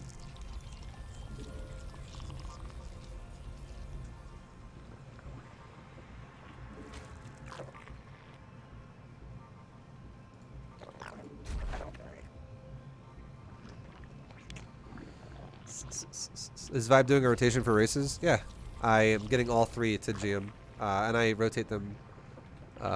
Like, I'll do one to promotion, then I'll do another one to promotion, then I'll do another one to a promotion.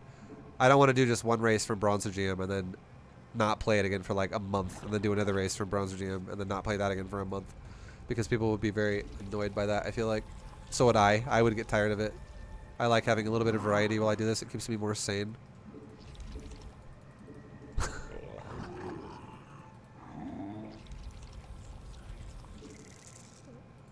Because I'm not going to lie. I know you guys want to see a lot of micro, and I'm not going to lie. I also really want to micro units. I can't even begin to tell you how much I want to micro units as well. But it's not what you should be focusing on right now. It's really not.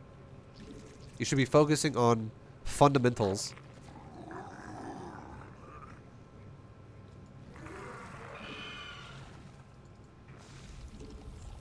Okay, let's make a layer and another queen. We want to keep a nice cushion of supply, so we made another overlord. StarCraft isn't for fun. I mean, StarCraft is fun, but if you want to be competitive at this game and you want to try to push yourself, you better learn how to play the game properly first.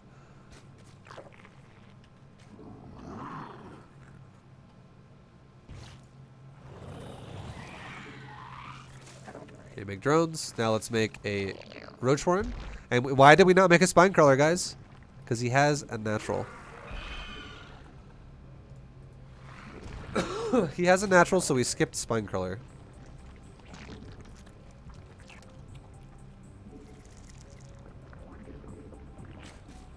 Okay, let's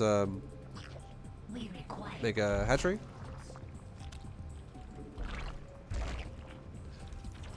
God, my fucking stream chat, dude. I honestly can't put my finger on it. If you guys make this actually harder or easier for me when I'm making this series on Twitch. You guys exhaust me sometimes, man. But like it's just like never-ending trolling. Okay, so now let's make roaches. We require more minerals.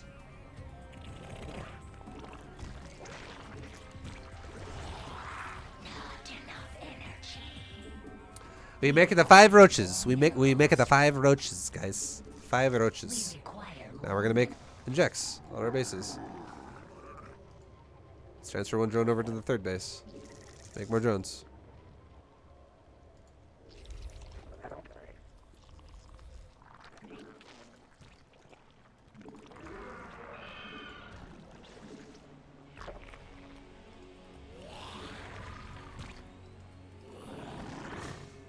Inject, inject, inject.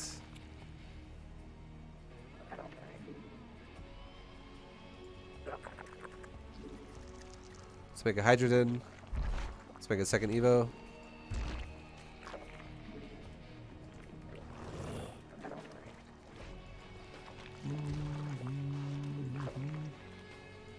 Spread some creep. Metamorphosis complete.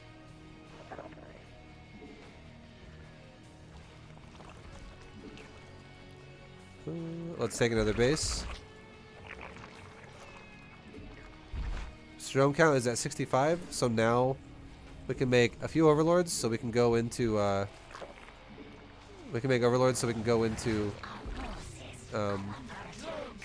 hydrogens on 120 supply. Okay, we're getting attacked. We're losing drones, right? Oh no!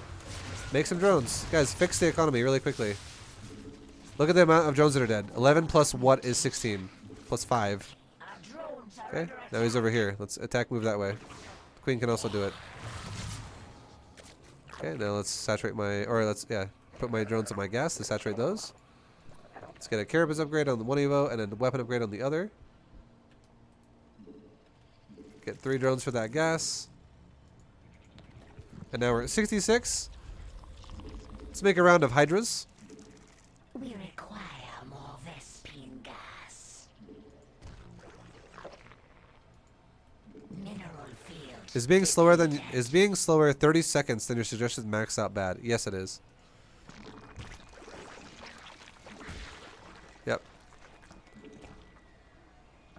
I want you to know that if you can max out at the timers that I'm giving you, it's respectable. It means like you're going to win. It guarantees that you're going to win more than you lose, but it's not even like saying, oh, you're going to win 100% of your games. Because I want you guys to know something. that are curious about that.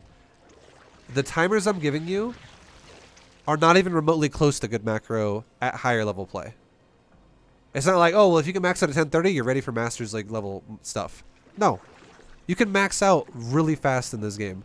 Just to throw it out there, Zerg could max out at 200 supply by about 7 to 8 minutes. And we're doing it at 10:30. like there's a lot more capability here that we're not even touching on yet. Okay, so let's make Hydras. Let's take our 4th base. Make some drones. Queue up some injects. Queue up some injects. Queue up some injects. Transfer some drones down to my other base. Since this is being saturated really hard, let's take another base as well while we're at it.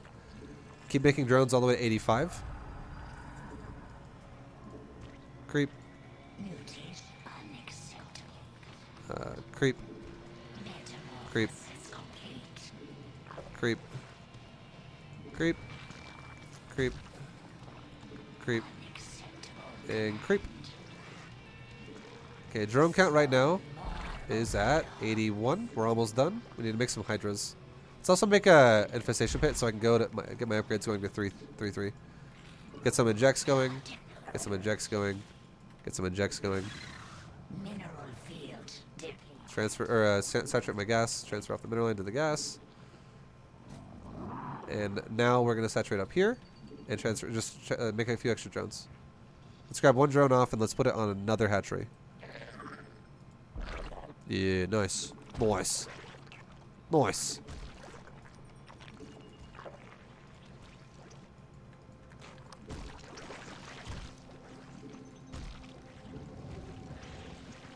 Okay.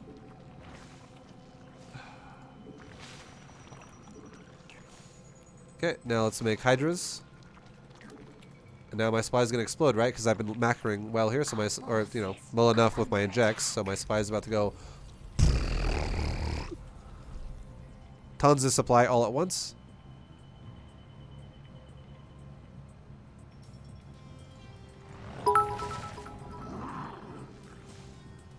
Pass to all burgers. Let's do burgers because it's old. If we don't do burgers, we're probably going to have to throw that away. Let's just do burgers. Thank you, Hannah, for the bit. Okay, let's take a roach and let's, or a Hydra. Again, doesn't have to be a roach. A roach is just cheaper, which is why I always recommend you do that. And let's go move across the map and find out where the bases are of our opponent.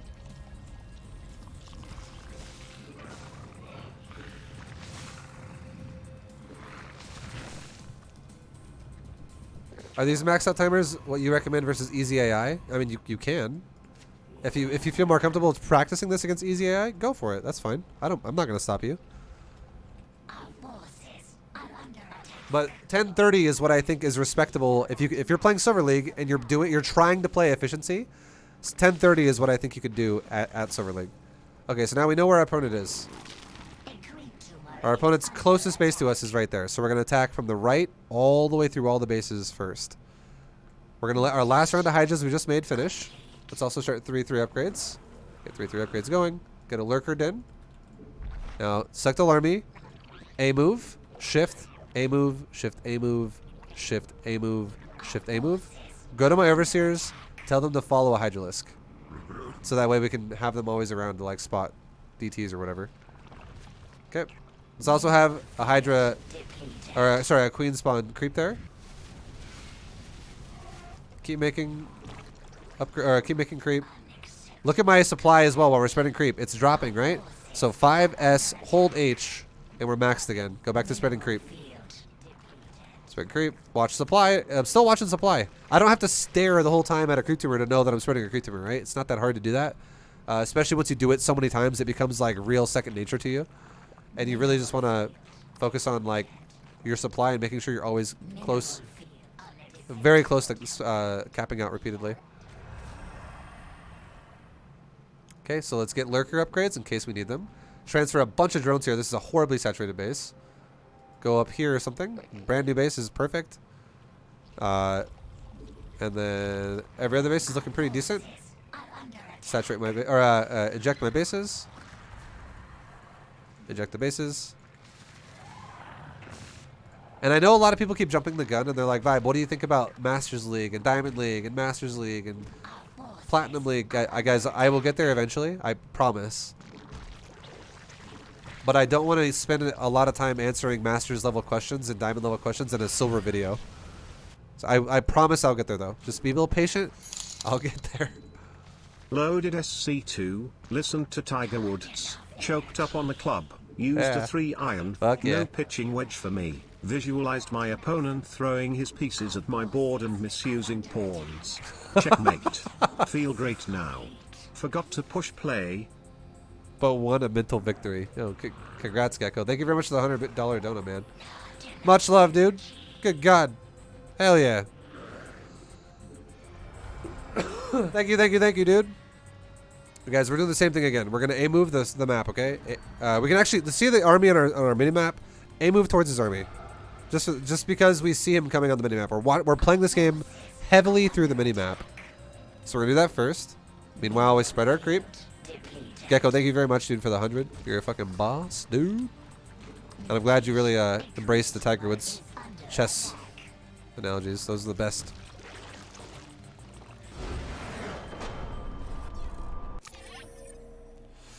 And yeah, I mean, broken record. Efficiency beats non-efficiency, guys.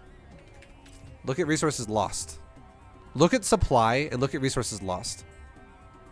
Nothing's happened yet.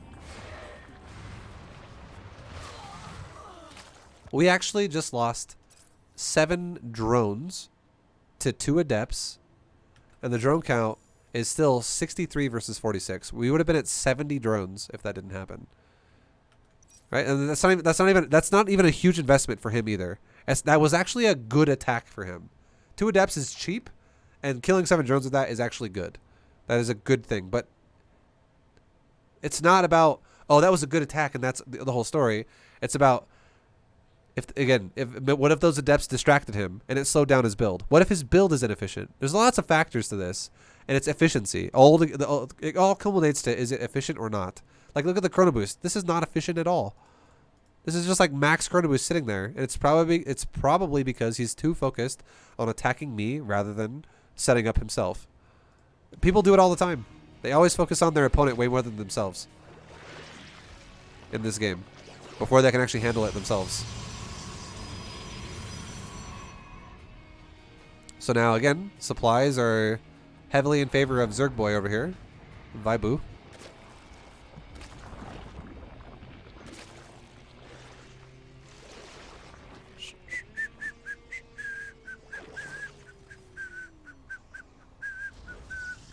And again, what we're going for here is a decent silver max.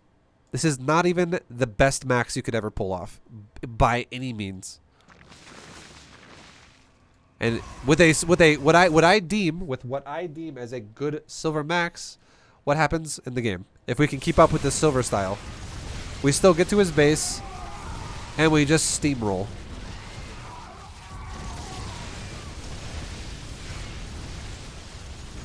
And the reason why is because our opponent's build opened up with Fleet Beacon Stargate, and our build opened up with Economy droning hatcheries, like mineral focus versus gas focus. Our opponent went 2 base Sky Toss, and then took up to 4 bases after 2 base Sky Toss. And that's not efficient at all in terms of your economy. You can't just go Sky Toss on 2 bases and go, I'll have a good economy, just as good as someone else who plays macro-oriented. It doesn't work that way. So he kills my army over time. And we lose the fight, right? We just lost that fight. Our whole army's dead. We lost overall more supply, more resources than our opponent has lost. However, we're still maxed out. And my opponent, here's the thing. It's like, well, every time I win a fight, shouldn't I counterattack? Yeah, that makes sense at higher level play, when both players by default can play efficiently. But I don't think this player ever would have assumed in any world that he's going to kill my entire army, and then before he gets to my base, I'm already maxed again. Just in the time for him to go like this. Zerg's maxed. Efficiency. You can do it yourself. It's not hard. Look at our APM. And a lot of this as well. A lot of this APM comes down to the fact that we're like look at how much APM we get when we remake our like slurry of hydras. Okay, watch when the larva starts popping in eggs, our APM is going to go up to like 500, and all I'm doing is going H. I'm just holding down the H button. It's not actually like doing all these crazy tasks. It's just holding down the H key. Look at the APM. Watch it for red. And here it comes right about now. Here we go. It's starting right now. It's starting right now. So look at the APM. Watch it. We're holding down one button on the keyboard right now. And it's going to go to like 500. 700. 800. 900. 991. 1,000. 1,025. 1,048 I thought I was in there for a second. And what did I just do? I just went like this. 5 S H. Let go. That's all I did. I hit 3 keystrokes and I held the third one down for like 2 seconds. Because what I just did is I just made 29 hydras at once. So this is not like super fast paced gameplay, and that those APM spikes are definitely going to raise the average. I feel like this is genuinely like playing around 50 or 60 APM just like this guy. Maybe like 70. It's not that fast. I think, and look, here's the thing though. If you are the Protoss player, right? If you're the Protoss player and you're like, what the fuck is this Zerg opponent? Oh my god. I have creep all over my bases. Like it's like coming into my 3rd base here pretty soon. It's already consuming the expansion I just had in the middle of the map. Creep is everywhere. And this guy just had a maxed army, and then you go like this. And you're like, okay, well, he just lost an army though, so I'm going to push. And you get across the map, and you're like, oh, okay. That's a lot of hydras again. Okay, that's a big army again. And you're like, what is this guy's APM? Like 400? 500? It's like I'm playing a Master Zerg right now or some shit. It's what it feels like, right? And it's going to feel that way if your build's inefficient. If your build is inefficient, the game is always going to feel harder. If you play efficient, though, suddenly the game can be way easier if you know what to do with your time and maximize your time. That's when the game feels way smoother.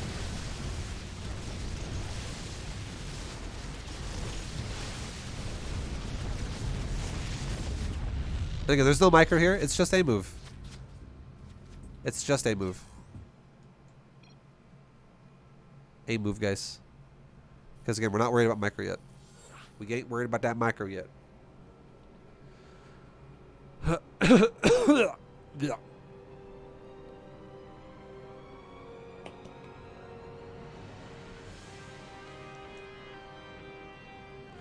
When you send out that max army, you spend the time building, remaxing, and cleaning up drones. Yeah, exactly. Like what you're doing is you're making sure your economy doesn't have any speed bumps. You're always making sure everything flows properly.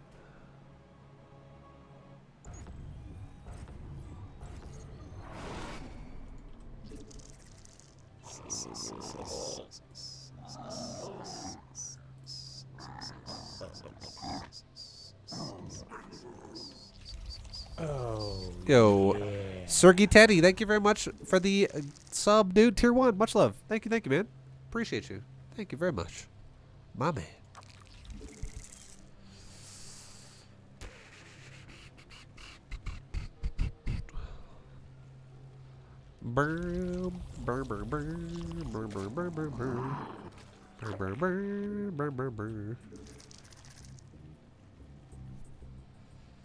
Alright, let's move our overlord over there. Let's go ahead and take our natural.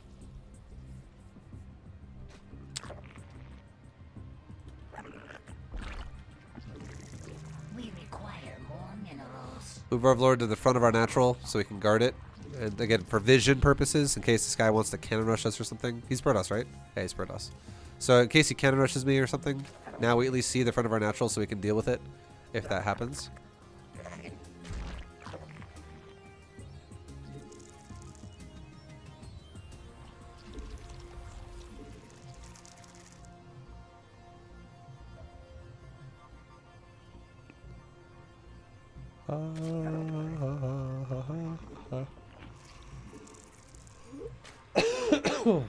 Let's take our gas, boys. Let's take our gas, boys. Take that gas, boys. Oh my god. Yeah, split dimension. Thank you, man. Vibe, I have a question. Hope you can answer it. In the 2019 Bronze to GM Silver Zerg video, the tip on the screen is max out at 920. Also, we scout just the natural. Is there a reason this changed in Silver for this year? Much love. My opinion is realistic goals. I think I made the goals a little bit too extreme last time for low leagues. Like, again, this is a learning process. Although this is a learning process for you guys for learning the game, it's also a learning process for me to also learn what I think makes the most sense to teach you and not overwhelm you. And I think last time, I think the max out was definitely maybe a bit extreme for like a bronze player. I think it was very unforgiving. Like for instance, like I think this one will be more attainable. But look, I'm doing it here and it's working great, right? These 1030 maxes are still crushing face in silver. Zerg is definitely able to, like I said before, Zerg can max out literally in like 8 minutes. Or like 7.5 minutes. Like it definitely can max out fucking fast. But yeah. It's I'm just trying to make more realistic goals for you guys. For people who are new to the game. Or lower league or whatever. Okay, let's go ahead and make our Roach Horn. Let's go ahead and make our Evo Chamber and all of our drones.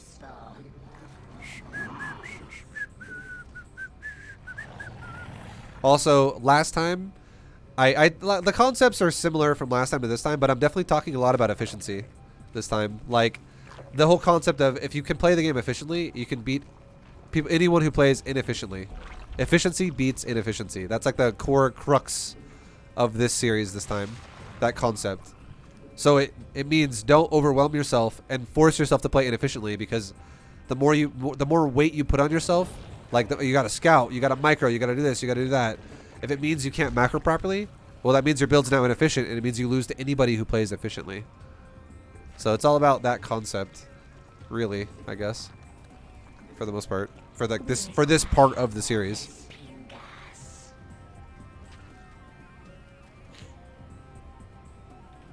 Okay, we're making a couple more roaches. And guys, remember what I said? He took a natural. So we're not making a spine crawler. But yeah, I did like a lot of the things I did last series, though. I think I definitely fine-tuned 2019 B2GM pretty well for like ways to teach people as well. So I'm definitely taking a lot of that back into the 2021 version. 2019 was definitely a solid series.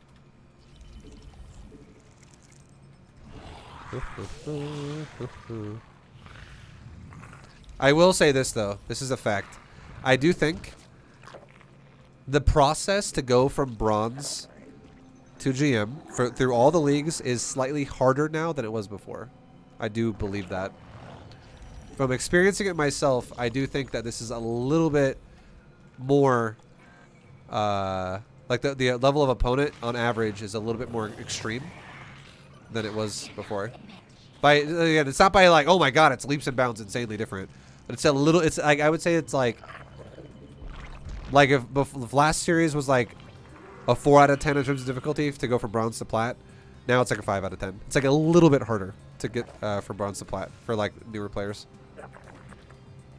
So just keep at it. If you're a newer player and you're struggling, just keep at it. Keep trying to understand the concepts, and I'm sure you'll get it. Okay, let's keep doing all the macro, right? Drone count is good. Let's make some overlords so we can make hydras to 120. Let's go ahead and put some drones on that gas. Drones on that gas. Let's put some drones on my main gas. Okay, grab 3 drones off this base. Put them on the main gas. Let's put 1 more drone on that mineral line and have another drone go build my 4th base.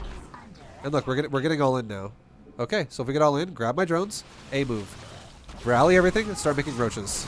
I'm starting to make roaches. We're getting all in right now. This guy's doing a 2 base all in. I am going to inject. And I'm going to make roaches. Make roaches. Make roaches. Make roaches. Am I microing right now? Am I fixating on the game right now? No. I'm making roaches. Making roaches. Making roaches. Making roaches. Making roaches. Making roaches. Because that is what will overall win this fight. I can even go like this. Oh, the fight's not over yet. Let's pull another round of drones. Just to be on the extra safe side.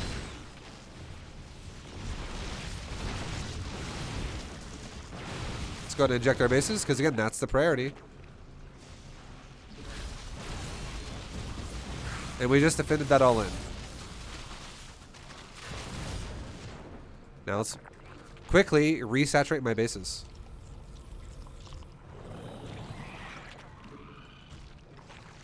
All I was doing during that fight was 5 SR, 5 SR, 5 SR, inject, inject, inject. And then occasionally being like, green box the middle line of drones, a move out there, because it seems like we're not winning the fight. It's all just macro, macro, macro, macro, macro. Okay, so we're droning back up once again really quickly. I'm droning all the way back up to 66, guys. All the way back to 66, we are droning. Let's take that base. 66 drones is the goal here. Saturate our gases. Put some drones in this mineral line. Take 2 drones off that mineral line and put them over here.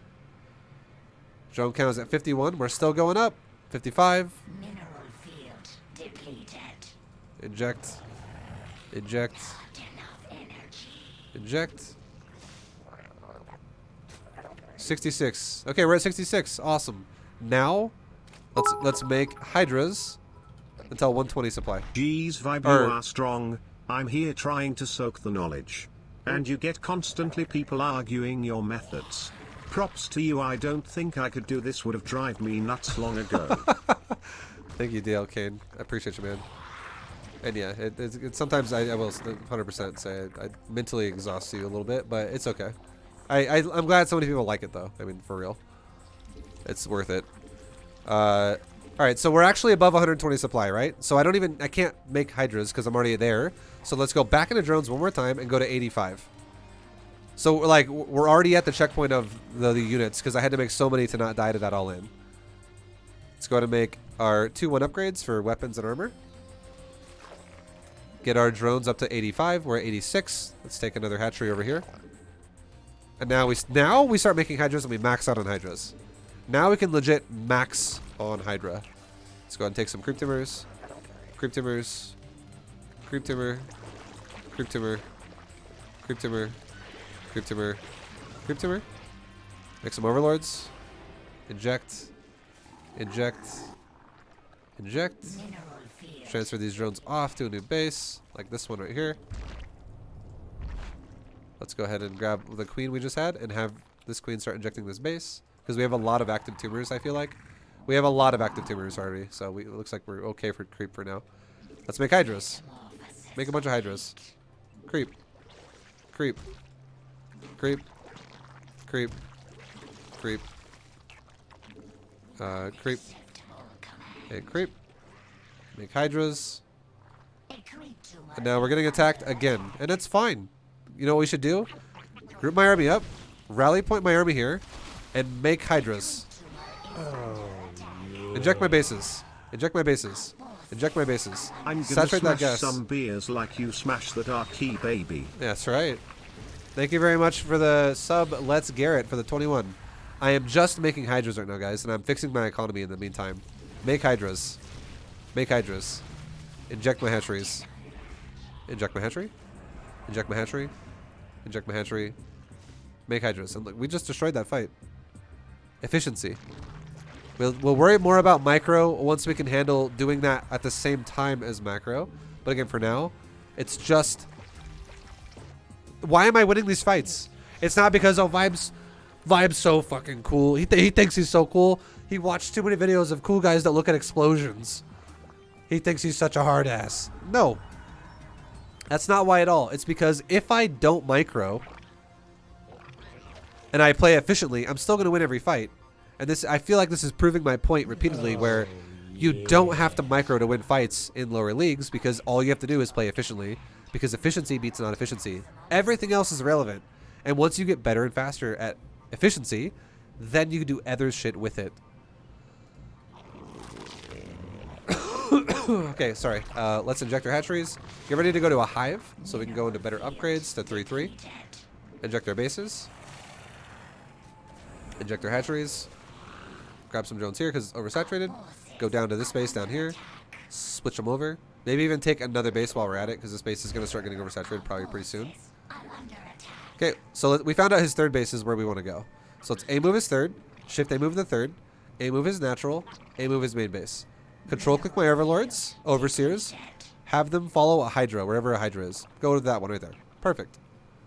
Go back to injecting. Injecting. Make a hive. Injecting.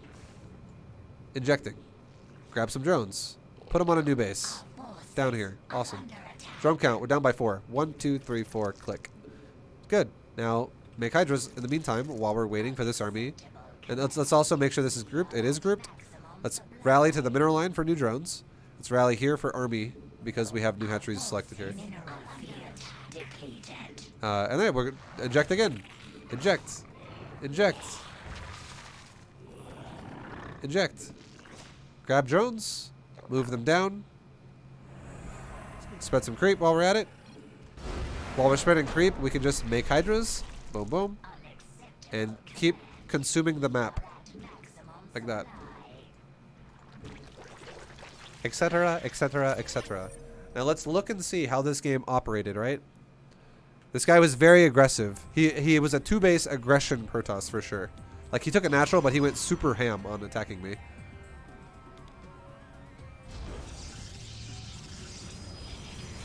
And we didn't do anything fancy. I did not Ravager, Corrosive Bile, time shit. I did not kite. I didn't focus fire. I didn't split. I didn't do anything. I just fucking A-moved drones and roaches and made roaches whenever he attacked me. And the first time, and the second time I made hydras. So the first time he attacks me, the very first time he attacks me, this is what the situation looks like. He's actually really close in supply. He's at 86 supply. I'm at 89 supply. This is a very realistic timing. This is why we ended up having to pull 2 drone lines, because the first one wasn't enough. We pulled one and it seemed like it was doing okay, and then the second one ended up having to be pulled because he just didn't actually die. So right now, like, look at the economy in top left. We have a big ass economy lead here. We're definitely mining more than our opponent. He shows up. We're not really ready for this because look at army supply. We have 22. He's got 43. But realistically, we only have 7 roaches out. We have other roaches in production, or we have nothing in production actually. We have 7 roaches out versus 11 zealots, 1 immortal, 5 stalkers, 2 sentries, and a prism. And behind that with buildings, he's got 3 gates and a robo. So this timing is definitely pretty scary right now. And he also has charge on these zealots. They have charge. Scary timing to deal with right now, right? But now let's watch production during the fight. I do imagine he'll use his prism every now and again. But let's watch the production during the fight. Watch the supply as well. Right now, it's a 3 supply difference. 3 supply lead for Zerg is what we're at right now.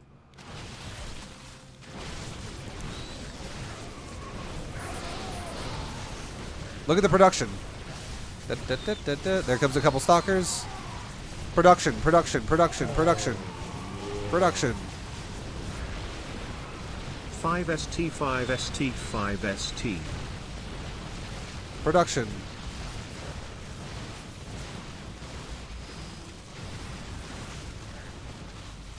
And all said and done, and it was a 3 supply. You know, they can mute a printer for the 3-3 sub. We had a 3 supply lead at the start of that, and now we have a 46 supply lead at the end of it. And how many? And now look at this. Workers lost. We lost 33 workers to that. Why? Because I did not scout, and I did not know what this guy was doing. I had no idea he was going for a fucking 2-base timing. I had no idea. But does it matter?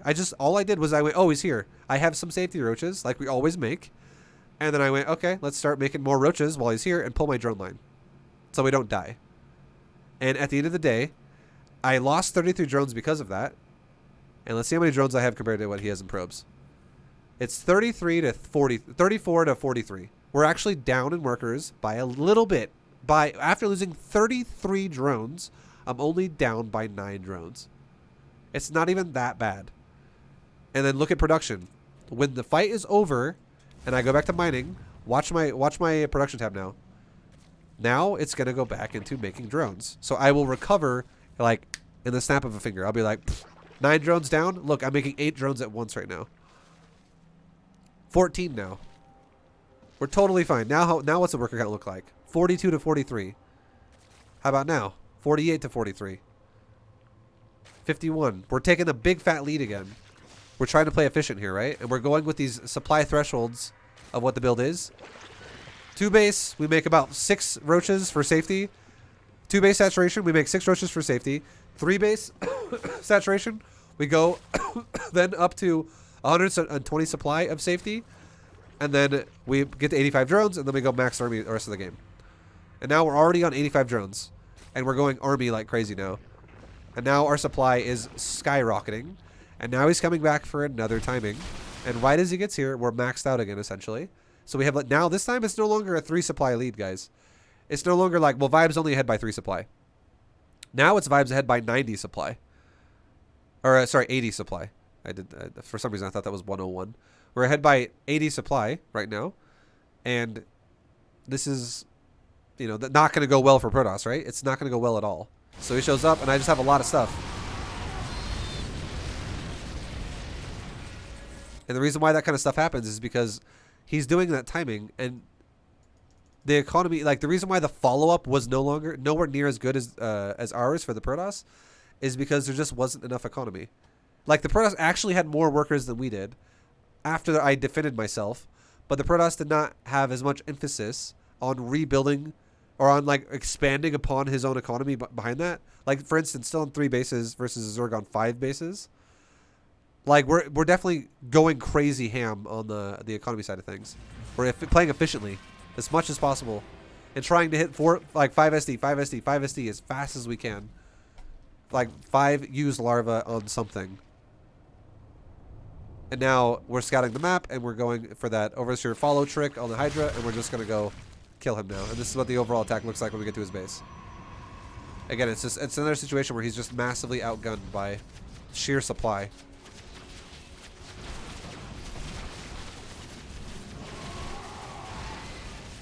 And it's just way too much. Way too much Zerg.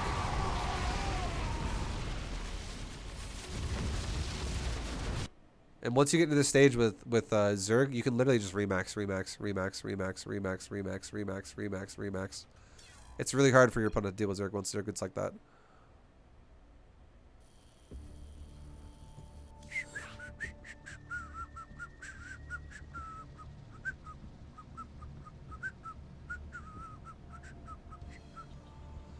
Nice. Nice. Probably only 2 more wins, and I think we'll be gold 3. 2400 is what we're looking for, by the way, for anyone curious.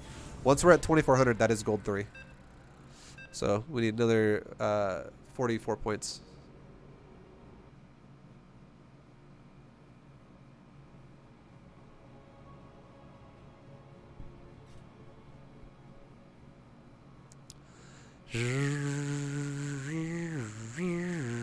So I'm pressing 5 SR when I play Terran, but I'm still losing. Any suggestions? Hold down the A key. Marines. Or the T key for Thors. Okay, so let's scout as natural. Shift, click the high ground. That's a high ground location we can hide at. Now we're going to know if he expands or not. We're going to know if we need to make a spine crawler or not. Meanwhile, we're just going to make drones and overlords. Droney boys and Ovi boys.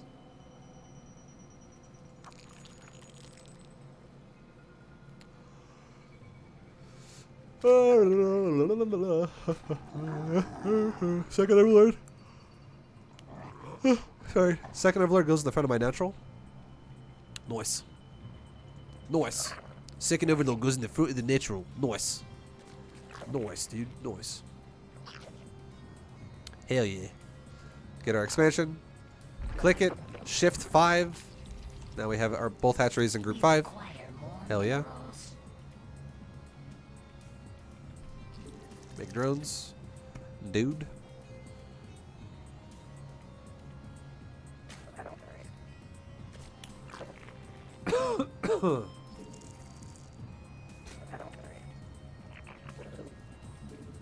Make a spawning pool. Let's make a gas.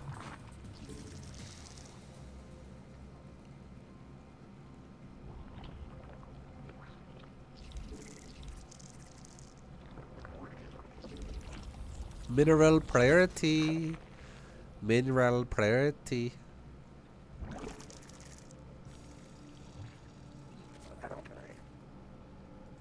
Okay.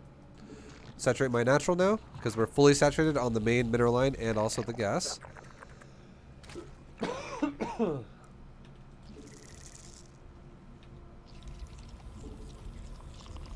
Also, you don't have to saturate your rally points like I just did. It's not needed right now. I like that later on. We'll do that probably more like in Gold League. I'm gonna actually start. And just a little preview here. Once we get into Gold League, I'm actually gonna start teaching you guys proper ways to boost your economy even more. There's more than there's even more that we can do than we're doing right now. Other than just saying play faster and be more efficient, you can do even more than that to boost your economy at the start of the game. We'll talk more about that once we get to Gold League. Okay, so I'm making a spine crawler, guys, because there is no natural. Who knows what he's doing? I don't fucking care. I don't know. It's okay, though. That spine crawler is going to help leaps and bounds to keep us safe. It's gonna be tremendously useful here. It's okay. Let's make an overlord. Because, again, look at my supply. Getting close to blocking. To be honest, let's make another overlord because we're about to have an inject pop off. And we need some open supply. We're about to cap again if we don't make 2 overlords. So I just made 2 overlords. Now I spent all my larvae. I have no larvae really. First overlord's going to pop, and the larva inject's going to pop. And now I can actually spend my larva, and I will almost block again. But then second overlord we just made is going to pop, and we're good to go. Let's make our inject. Let's make our inject. Let's make a roach warren. Let's make an evo chamber. And let's make a creep tumor. We require more minerals. Efficiency beats non-efficiency. It's always what it is, guys. And I already know, like for instance, my opponent is going 1 base, and then also scanned me just now. My opponent is not prioritizing economy at all right now. I already know. Like I don't expect you to know this, but I'm just throwing it out there and saying I can tell my opponent is playing very inefficient with his economy. So I am feeling like I'm gonna be very far ahead again this game. Okay, we're gonna get roach speed. We're gonna get weapons. Let's go ahead and saturate our gases. Let's take our 3rd base. Let's make our roaches. Let's take our creep. Take our creep. We can also put another creep tumor connecting my main to my natural.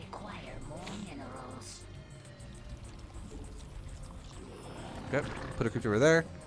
Inject my hatcheries. Inject my hatcheries. Let's get another queen and like another overlord because again we're close to supply blocking. Super close to supply blocking. Let's probably get another overlord again because again another larva inject's coming, guys, and we need some more room to build here. So let's get 2 overlords. Let's go ahead and spread some creep. Spread some creep. Let's go ahead and inject the hatchery and inject the hatchery. And now we're going to start making drones for my 3rd base. Transfer some drones on my natural that are oversaturated. We can also start a hydrogen right now. Put 1 drone on that gas because it actually only had 2 for some reason. Where's a queen? Put you down there, and you can become my new creep spreader. Like, go right there. Spread some creep. Spread some creep. Also, when you're spreading creep, little tip. Try not to put creep tumors in the very middle of the expansion because you don't want to block future hatcheries with creep tumors because it does block it. Like you can't build on a creep tumor. So that's annoying if you put it right in the middle where the expansion should be. Be wary of that. It just is tedious to deal with. Okay, we got hydras being upgraded. Do we have a second evo chamber yet? I don't think we do, so let's make one.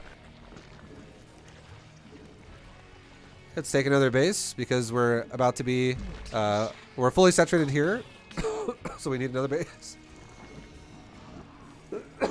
Excuse me.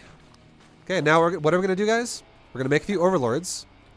We're gonna make a few overlords so that I can go to 120 supply. Let's grab 3 drones off this and put them on the main gas. And now let's make Hydras to 120 supply. Oh, look, we're getting attacked. Cool. So our opponent's now attacking us. This is very aggressive. As we can see, he's set up siege in front of my base. Am I worried? No, not so much, because I'm just going to macro. I'm just macroing. Keep making Hydras. We're going Hydras now, because we're at the Hydra phase of this game now. And if you notice something like this, where you're like, oh man, my Hydras are running to death, rally all your hatcheries here, rally your other hatchery back to here. So you can actually salvage your units a bit more.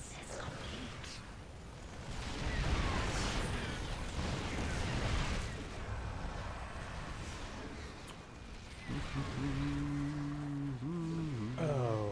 Keep injecting. Keep injecting. Or yes B2GM. Require more Vespine gas. The Hexest is under attack. Oh yes. Thank you very much, EMCG plays. Thank you, man.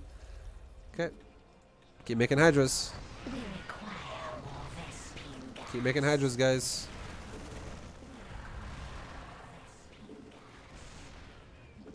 We require. We require more Vespine gas. We require more We Vespine. can get a queen over here. We can actually even start making drones on this hatchery, only because I don't have enough gas for all my Hydras. If we want to do that, that's something we can do. Vespine gas. But again, right now we're chilling, guys. And Require more our Hydra upgrades just finished. So you know what we can do now? Now that our Hydra upgrades are done, now we can A-move the army, and we'll probably break it. So that happened. I did not expect that to happen right when I had to A-move there, but he happened to unsiege as well at the same exact time. Definitely unfortunate for him. But even if he didn't unsiege, pretty sure we would have broke him, because our supply is definitely very large. He one-based that into a natural, so economy-wise, he had no economy. So now what are we going to do? Now that that's over, now what are we going to do? Now what are we going to do? I'm going to drone all the way back to 85 drones. I will drone all the way back to 85. more minerals. Let's go ahead and make another Evo chamber again. Let's get another queen, because I need another... my creep is looking pretty thin at this point. Let's fix this base, right? Grab those drones off. That's really horribly saturated. Put them over here. This base is well saturated. Keep making drones. We're not done yet, guys. We're at 64. We're not going to make Hydras on 45 drones all game. That's garbage. We're going to fix our economy. Because if our opponent attacks us right now, we have an army that would defend us anyways. We can get upgrades, 2-1 upgrades, weapons and carapace. Keep injecting my bases. Inject my other bases. Saturate these gases properly. Rally all my hatcheries to the new base again that had died and is being remade. Take one drone off over here and maybe build another expansion. We can build it here or something. We could build it on this side or this side. It does not matter. Just build it anywhere you see fit, nearby your base. Okay, we got another queen. Let's grab it and let's start spreading creep again, where creep died. Drone count's now at 81. We're almost there. Super close. Super, super, super close. Saturate my gas. Saturate my gas.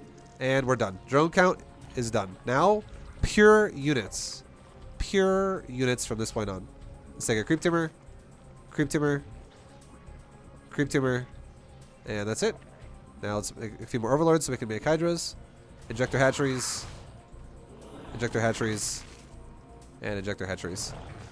Make Hydras. We can now take a roach or a Hydra on either side and go, where are your expansions? Where do I need to attack you? Make Hydras.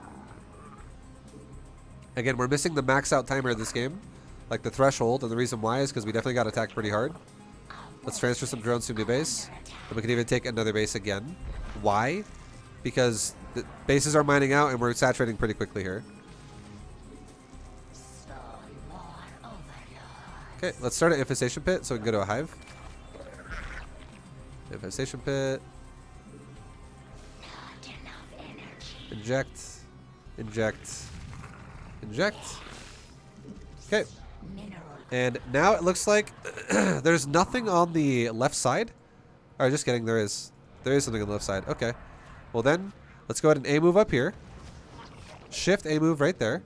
Shift A move right there. Shift A move right there. Shift A move right there. Okay, good stuff. Now let's keep spreading our creep. Keep spreading our creep. Take another creep tumor like maybe like right there. Another tumor like right there. We need to put some creep there too at some point because we need to get our bases connected. So maybe hold shift and put our creep tumor next creep tumor like right there. Okay. Get our hive, get our lurker den, so that we can what's it called? Get our lurker den so that we can transfer, or we can deal with base raids if it's base raids start to happen. Let's take another base here. What's the drone count at? 70. What's happening over here?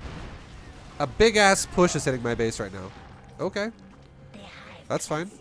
Let's make a quick round of drones. Not gonna hold down the button forever. I just went back up to 80. Okay, and now I'm going back into hydras. It's fine. Now we go back into making hydras. Rally point my boys like over here. Currently his base is also under attack, guys. It's all G. This never ends. Like, this macro cycle we keep doing never ends. Since bases are dying on the left side, we can try and rotate some drones away. Go over to a new base that's starting. And keep making hydras. Keep making hydras. Try to keep macroing.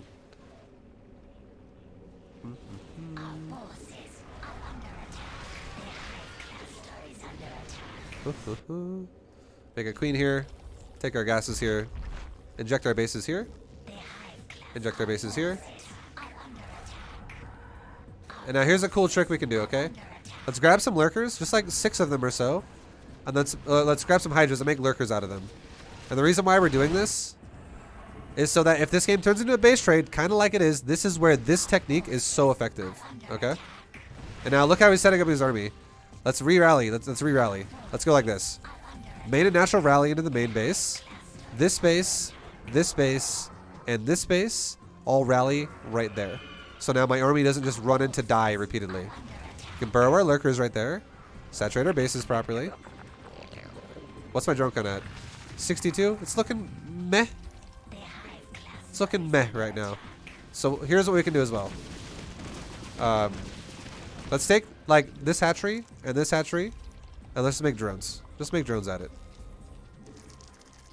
If you don't make drones, it also is okay. Because look at my opponent's base right now on the minimap. It's looking pretty dead right now, right? So meanwhile, while we're doing this, we can still spread creep. Still try to control this map with some creep. Take a quick round of creep. It gives us more vision. Makes it way easier to deal with the base trade. Currently pushing into my main base. So my looks like my tech is all going to die. So let's go ahead and throw in a new tech over here. We can do Evo, Lurker Den, Hydra Den.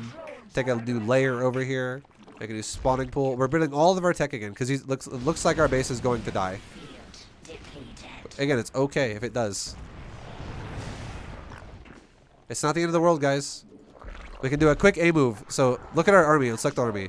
A move, shift A move, shift A move, shift A move, shift A move, shift A move. I clicked the 2 red dots, and then I clicked every open base I don't see right now with creep because there might be a Terran base there. Maybe. And now my hydras are currently busy taking care of business on other bases. Okay. Now my hive is dead. That's okay. Let's rally all my hatcheries up to the top, and I can just make drones again to go back up to a nice healthy number. Just for a second. Just for a sec.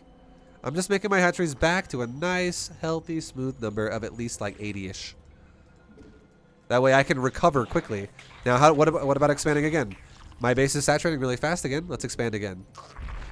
And since we're making units so fast, maybe we should honestly double expand. Because I'm about to saturate this base really quick. We still need to make another like 20 drones.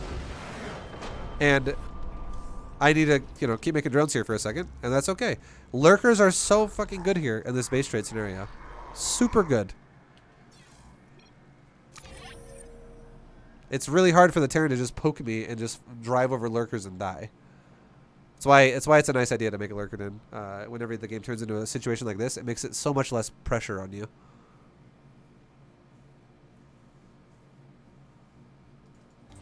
Okay, so let's look at the supply again, right? Efficiency. Let's see how it goes.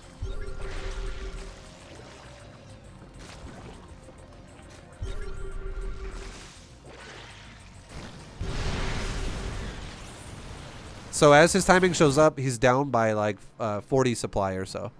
That's huge. That's huge. And now we're going to start taking damage. We're definitely taking damage. He's not taking any damage yet.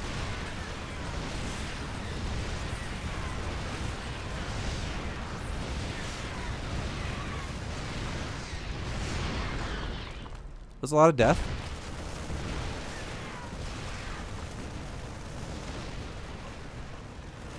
A lot of death. Why? And those of you who might ask, Vibe, why did you wait to attack this? The reason why I waited to attack this is because he's using units that are sieged. They're literally siege tanks. They're stuck in place. And my upgrades aren't done yet for Hydras, which makes Hydras substantially weaker. And we're making all Hydras right now. So if he's going to sit there in siege mode and he killed my expansion, I mean, that happened. If I could have actually fought these tanks while they were currently, like, if I would have saw them there and I would have been able to actually move, like, before, if I would have been able to jump on him before he got sieged up, maybe we would have gone for it. But the real problem is he sieged up on my base when I had no army. It was the same exact thing as the Protoss player last game. He, like, attacked me and I had no army to speak of at the moment. Why did I attack the Protoss with drones? And why did I not attack the Terran with drones?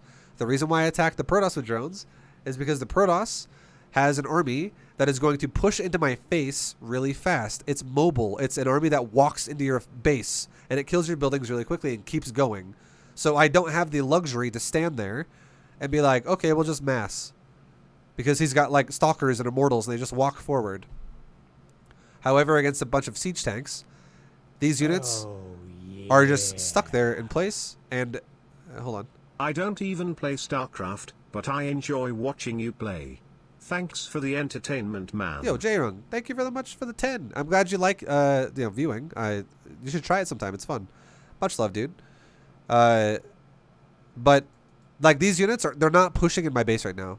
So once a siege tank is sieged, it's much harder to break it. It's annoying. It's very, very strong unit. But once this upgrade is done for me, not only am I doing this off of a good economy, even though I've lost look at this, guys. I've lost so much already. I lost all my fucking units over here at this base, and nothing was evacuated. I could have like, what if I did this? Here's an example, okay, of ways we can make this even better, right? Check this out. Let's say when he shows up at my base, what if right when he got here, as he was killing my first couple Hydras and stuff, what if I just fucking took all my drones and rallied him over here and had him go to this base? Like, just had him sit here and wait until this base is done, and then I fully saturated the base right away, instead of letting every drone die. That's something we could have done as well. If you can do that, if you can manage to do that, by all means do it. Just don't over micro it and waste your time, like, only focusing on your drones and, like, stop spinning your larva, because, again, the larva is the priority. We have more supply the whole time, even though we're taking massive damage right now. Losing drones like crazy. Ow, ow, ow, ow, ow, ow, ow. Yet I'm still ahead by 40 supply. Because I'm producing like a madman with my army. And then finally when the Hydra speed finishes, we decide to go because it makes Hydras engage way better against siege tanks. And was I staring at this army the whole time? I mean, what I was really doing is I was trying to make sure my bases were injected.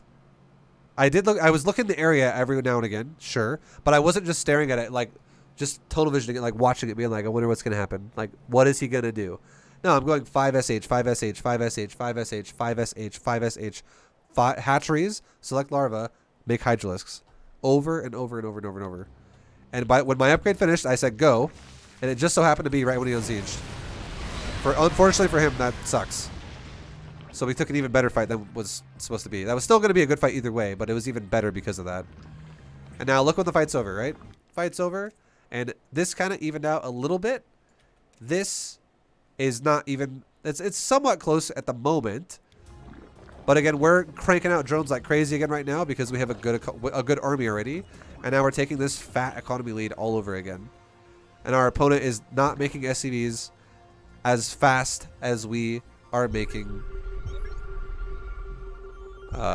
drones. Like, look at these two orbitals. Been sitting here a long time just idle. AFK, AFK, AFK. It's kind of shit that you need to do. Which ultimately leads to the result of when we push him with this army, it's just, you know, overpowering. And again, these Hydras are on A move, so am I watching this fight? Am I going to walk my Hydras into those tanks and kill them first as a priority? No. They're going to keep pounding my Hydras. To save my plummeting MMR. Thank you very much, Chewy, for the 3-month resub. Even though I'm not microing these Hydras, guys, I still kill the whole base. I still killed the entire base, even though I didn't micro a thing. And what happened when I didn't micro a thing? I did other things, like I set up new bases. As my bases were dying, new bases are getting set up constantly. What happens is his bases are dying. That base is dead. This base is dead. This base was there before. This base floated from the main down to here. So his bases are not quite setting up. This is where the macro comes into play, right? You have to try to build shit when the game gets overwhelming, because you gotta be able to macro through situations. You can't just stop macroing, or you die.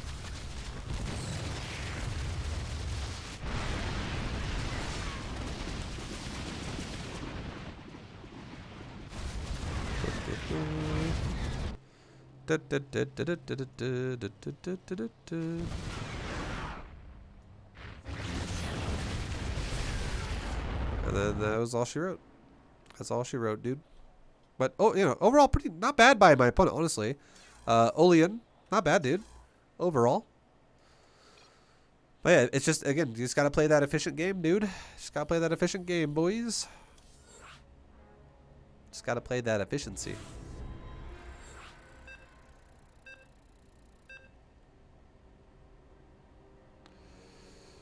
And Shui, thank you again very much, dude, for the 3-month resub. Appreciate you, dude. Thank you, thank you, thank you.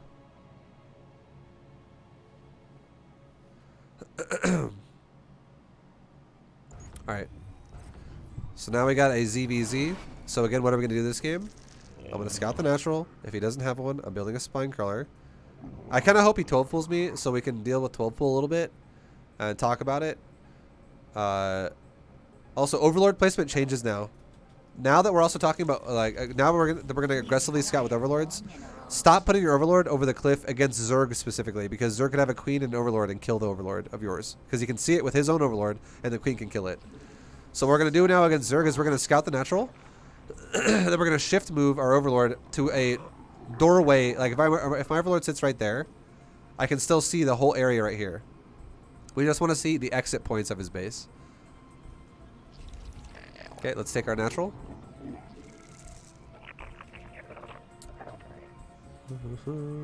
And if he 12 fools me, we can always make lings if we need to. That was a cool trick as well I just did right there. I had, like, if I'm going to build a hatchery right here, I had my mouse in the very center of it. So when I hit BH, I just instantly click and my hatchery is already lined up to build the hatchery. So if a drone's trying to block you, you don't just go BH over here and then drag it down and then try to build it. Because if you do that too slow, the drone would get in the way and block you before you build it. A little bit of a tip there if you're trying to get something done quickly.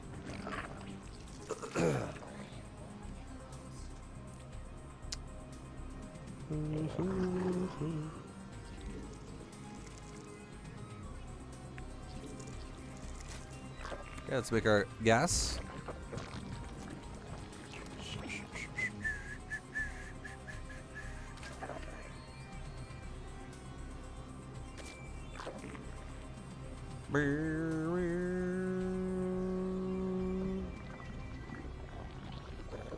Vibes paying actors to play against in B2GM. Yeah. Yep.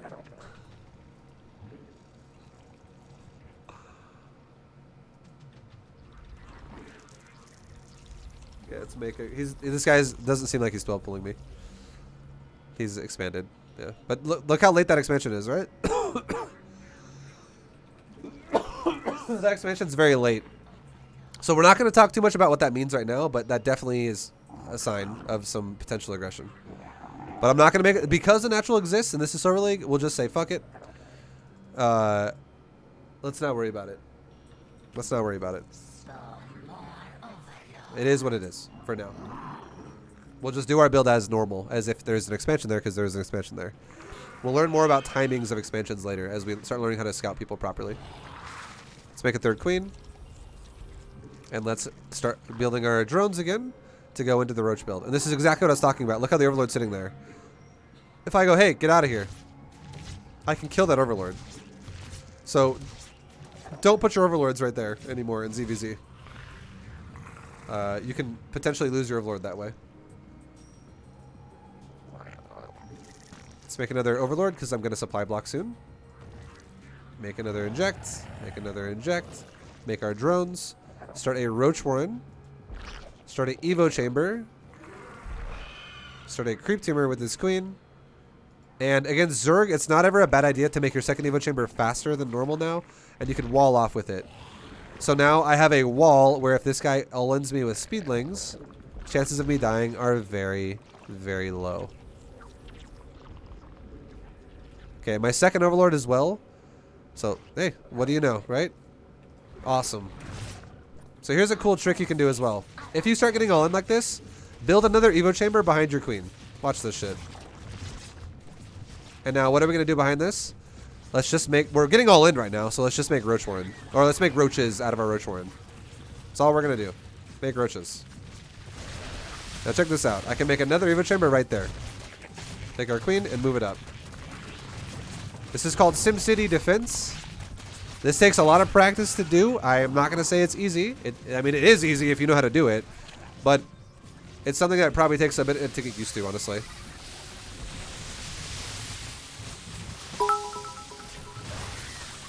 Okay.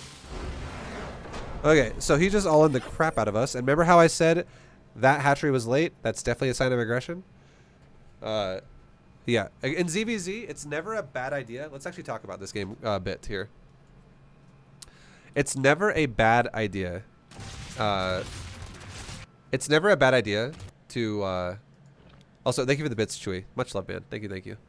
It's never a bad idea to wall off your base against Zerg specifically. You don't really need to do it as much, really fast against Protoss and against Terran, because Terran and Protoss at low leagues aren't really going to do builds that punish you for this kind of stuff.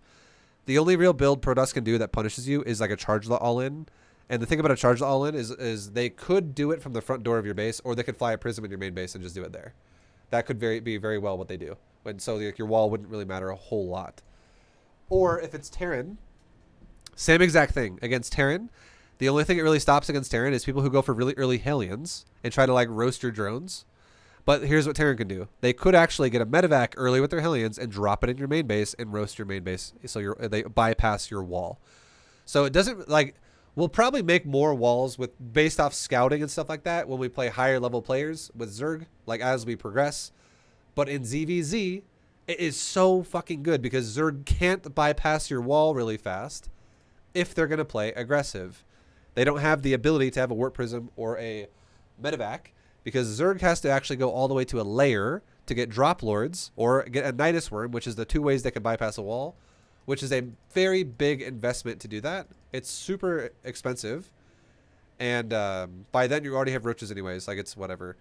But early game, when you don't have roaches, if your opponent does stuff like this where they make a bunch of lings, that's fucking scary. That can definitely be really scary. So all we did, this is all we did, okay? This is all we did. First inject finishes. We always make our roach warren at this time. When the first layer, or when the first inject finishes and we make our first round of larva. Now we make our roach warren, and now we make our first evo chamber. This pairs really well with the layer. It pairs very well with the layer timing, so we can get +1 in speed on the roaches. So we get the roach warren, and you guys know how we wall, right? We've talked about walling before. We want to make sure the grids overlap, right? So if we make a line through the evo chamber and the roach warren, there is a line that intersects through the left side of the evo and the right side of the roach warren.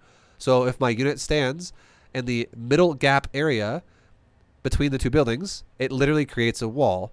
And then finally, we can put our last evo chamber there, which is connected to this wall right here and connected to the other evo chamber on this side right here. So it makes a full closed wall, right? This is a nice wall right here. So there's overlap on all the buildings here. So now no lings can just run through. That's what it's supposed to be. We're not doing corner to corner blocks because, and again, the way you can tell it's a corner to corner block. If I go like this right here, if there is no intersecting over the two evo chambers, so let's just say hypothetically this evo chamber was not here, but instead it was right here.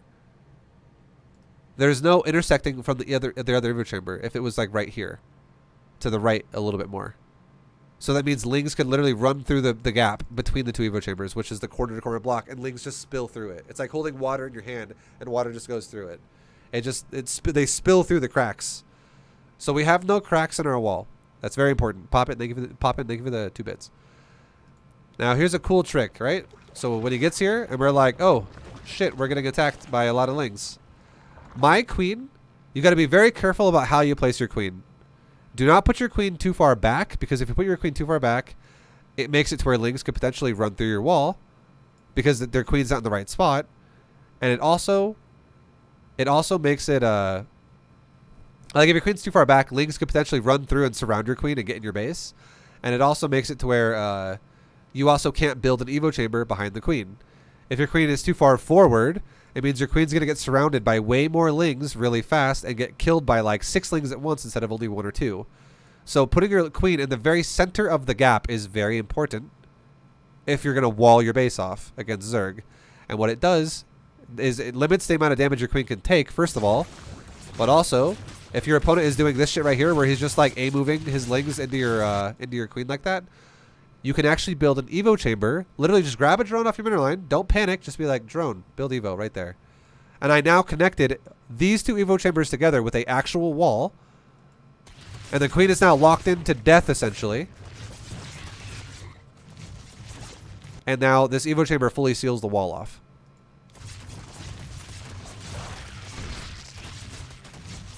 And now look what he's doing. Also, behind this, what are we doing? Our roach horn finishes, and what are we making? We're making roaches. Why are we making roaches? Because this guy's all in his shit right now.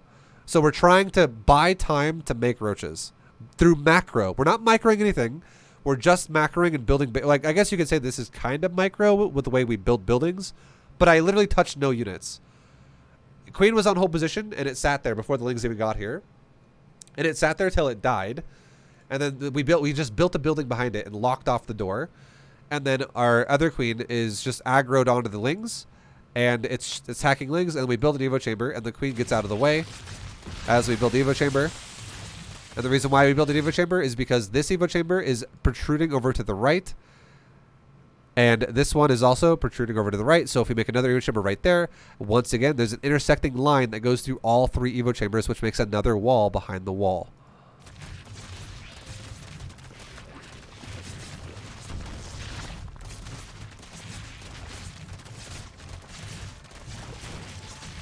Okay, and now enough time has been. Even if this guy broke into our base, guys, you have to realize he's got 16 drones and we got 35. He would have to kill. What is that? That's 19 drones, right?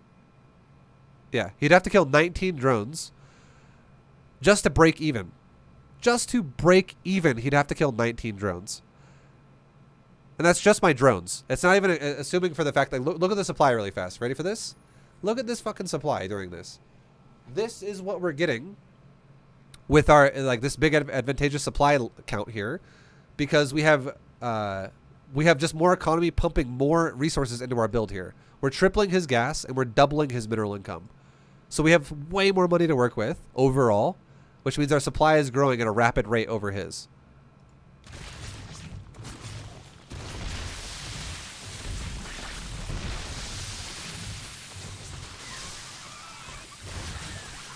And then now the roaches are done, and you know, again, at this point, once the fight's kind of like set and we're good to go, we could just have like another evo chamber built like right there, for instance, or we could kill the rocks here and we could build another evo chamber like right there, and we could put another doorway gap in the wall here where we could like close off the door to a degree, like have a unit on hold position and do it, and then go back into the build we were doing before. Go back into taking our third base, having safety roaches, saturating our third, going to 120 supply of army, unless he's all-in constantly, and then we just keep making roaches while we keep defending all-ins.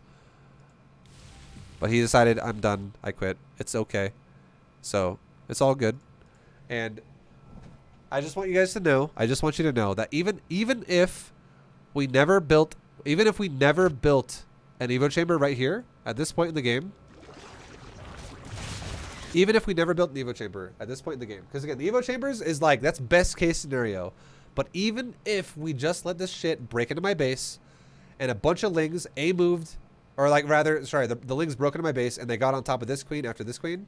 If we just moved our drones to support the queen, and then we also made roaches the second the roach swarm was done, I guarantee we would have still held this. We would have just lost more economy. We would have had a situation where we lost like 15 drones probably, but our roaches still would have spawned and we still would have been at probably like 22 drones versus 16 drones, and we would have been fine. Because our opponent doesn't have tech and our opponent doesn't really have a future in this game. He's like, this needs to kill me, essentially. So there's a lot of ways this could have gone still for us in a fine way. Because queens and drones can still beat the crap out of Lings. And all we needed was a little bit of time, and suddenly there are roaches already. And once these roaches pop out, these units would just die. Like you can see, once the roaches are here, the Lings do nothing. And these roaches are just like, we don't even care.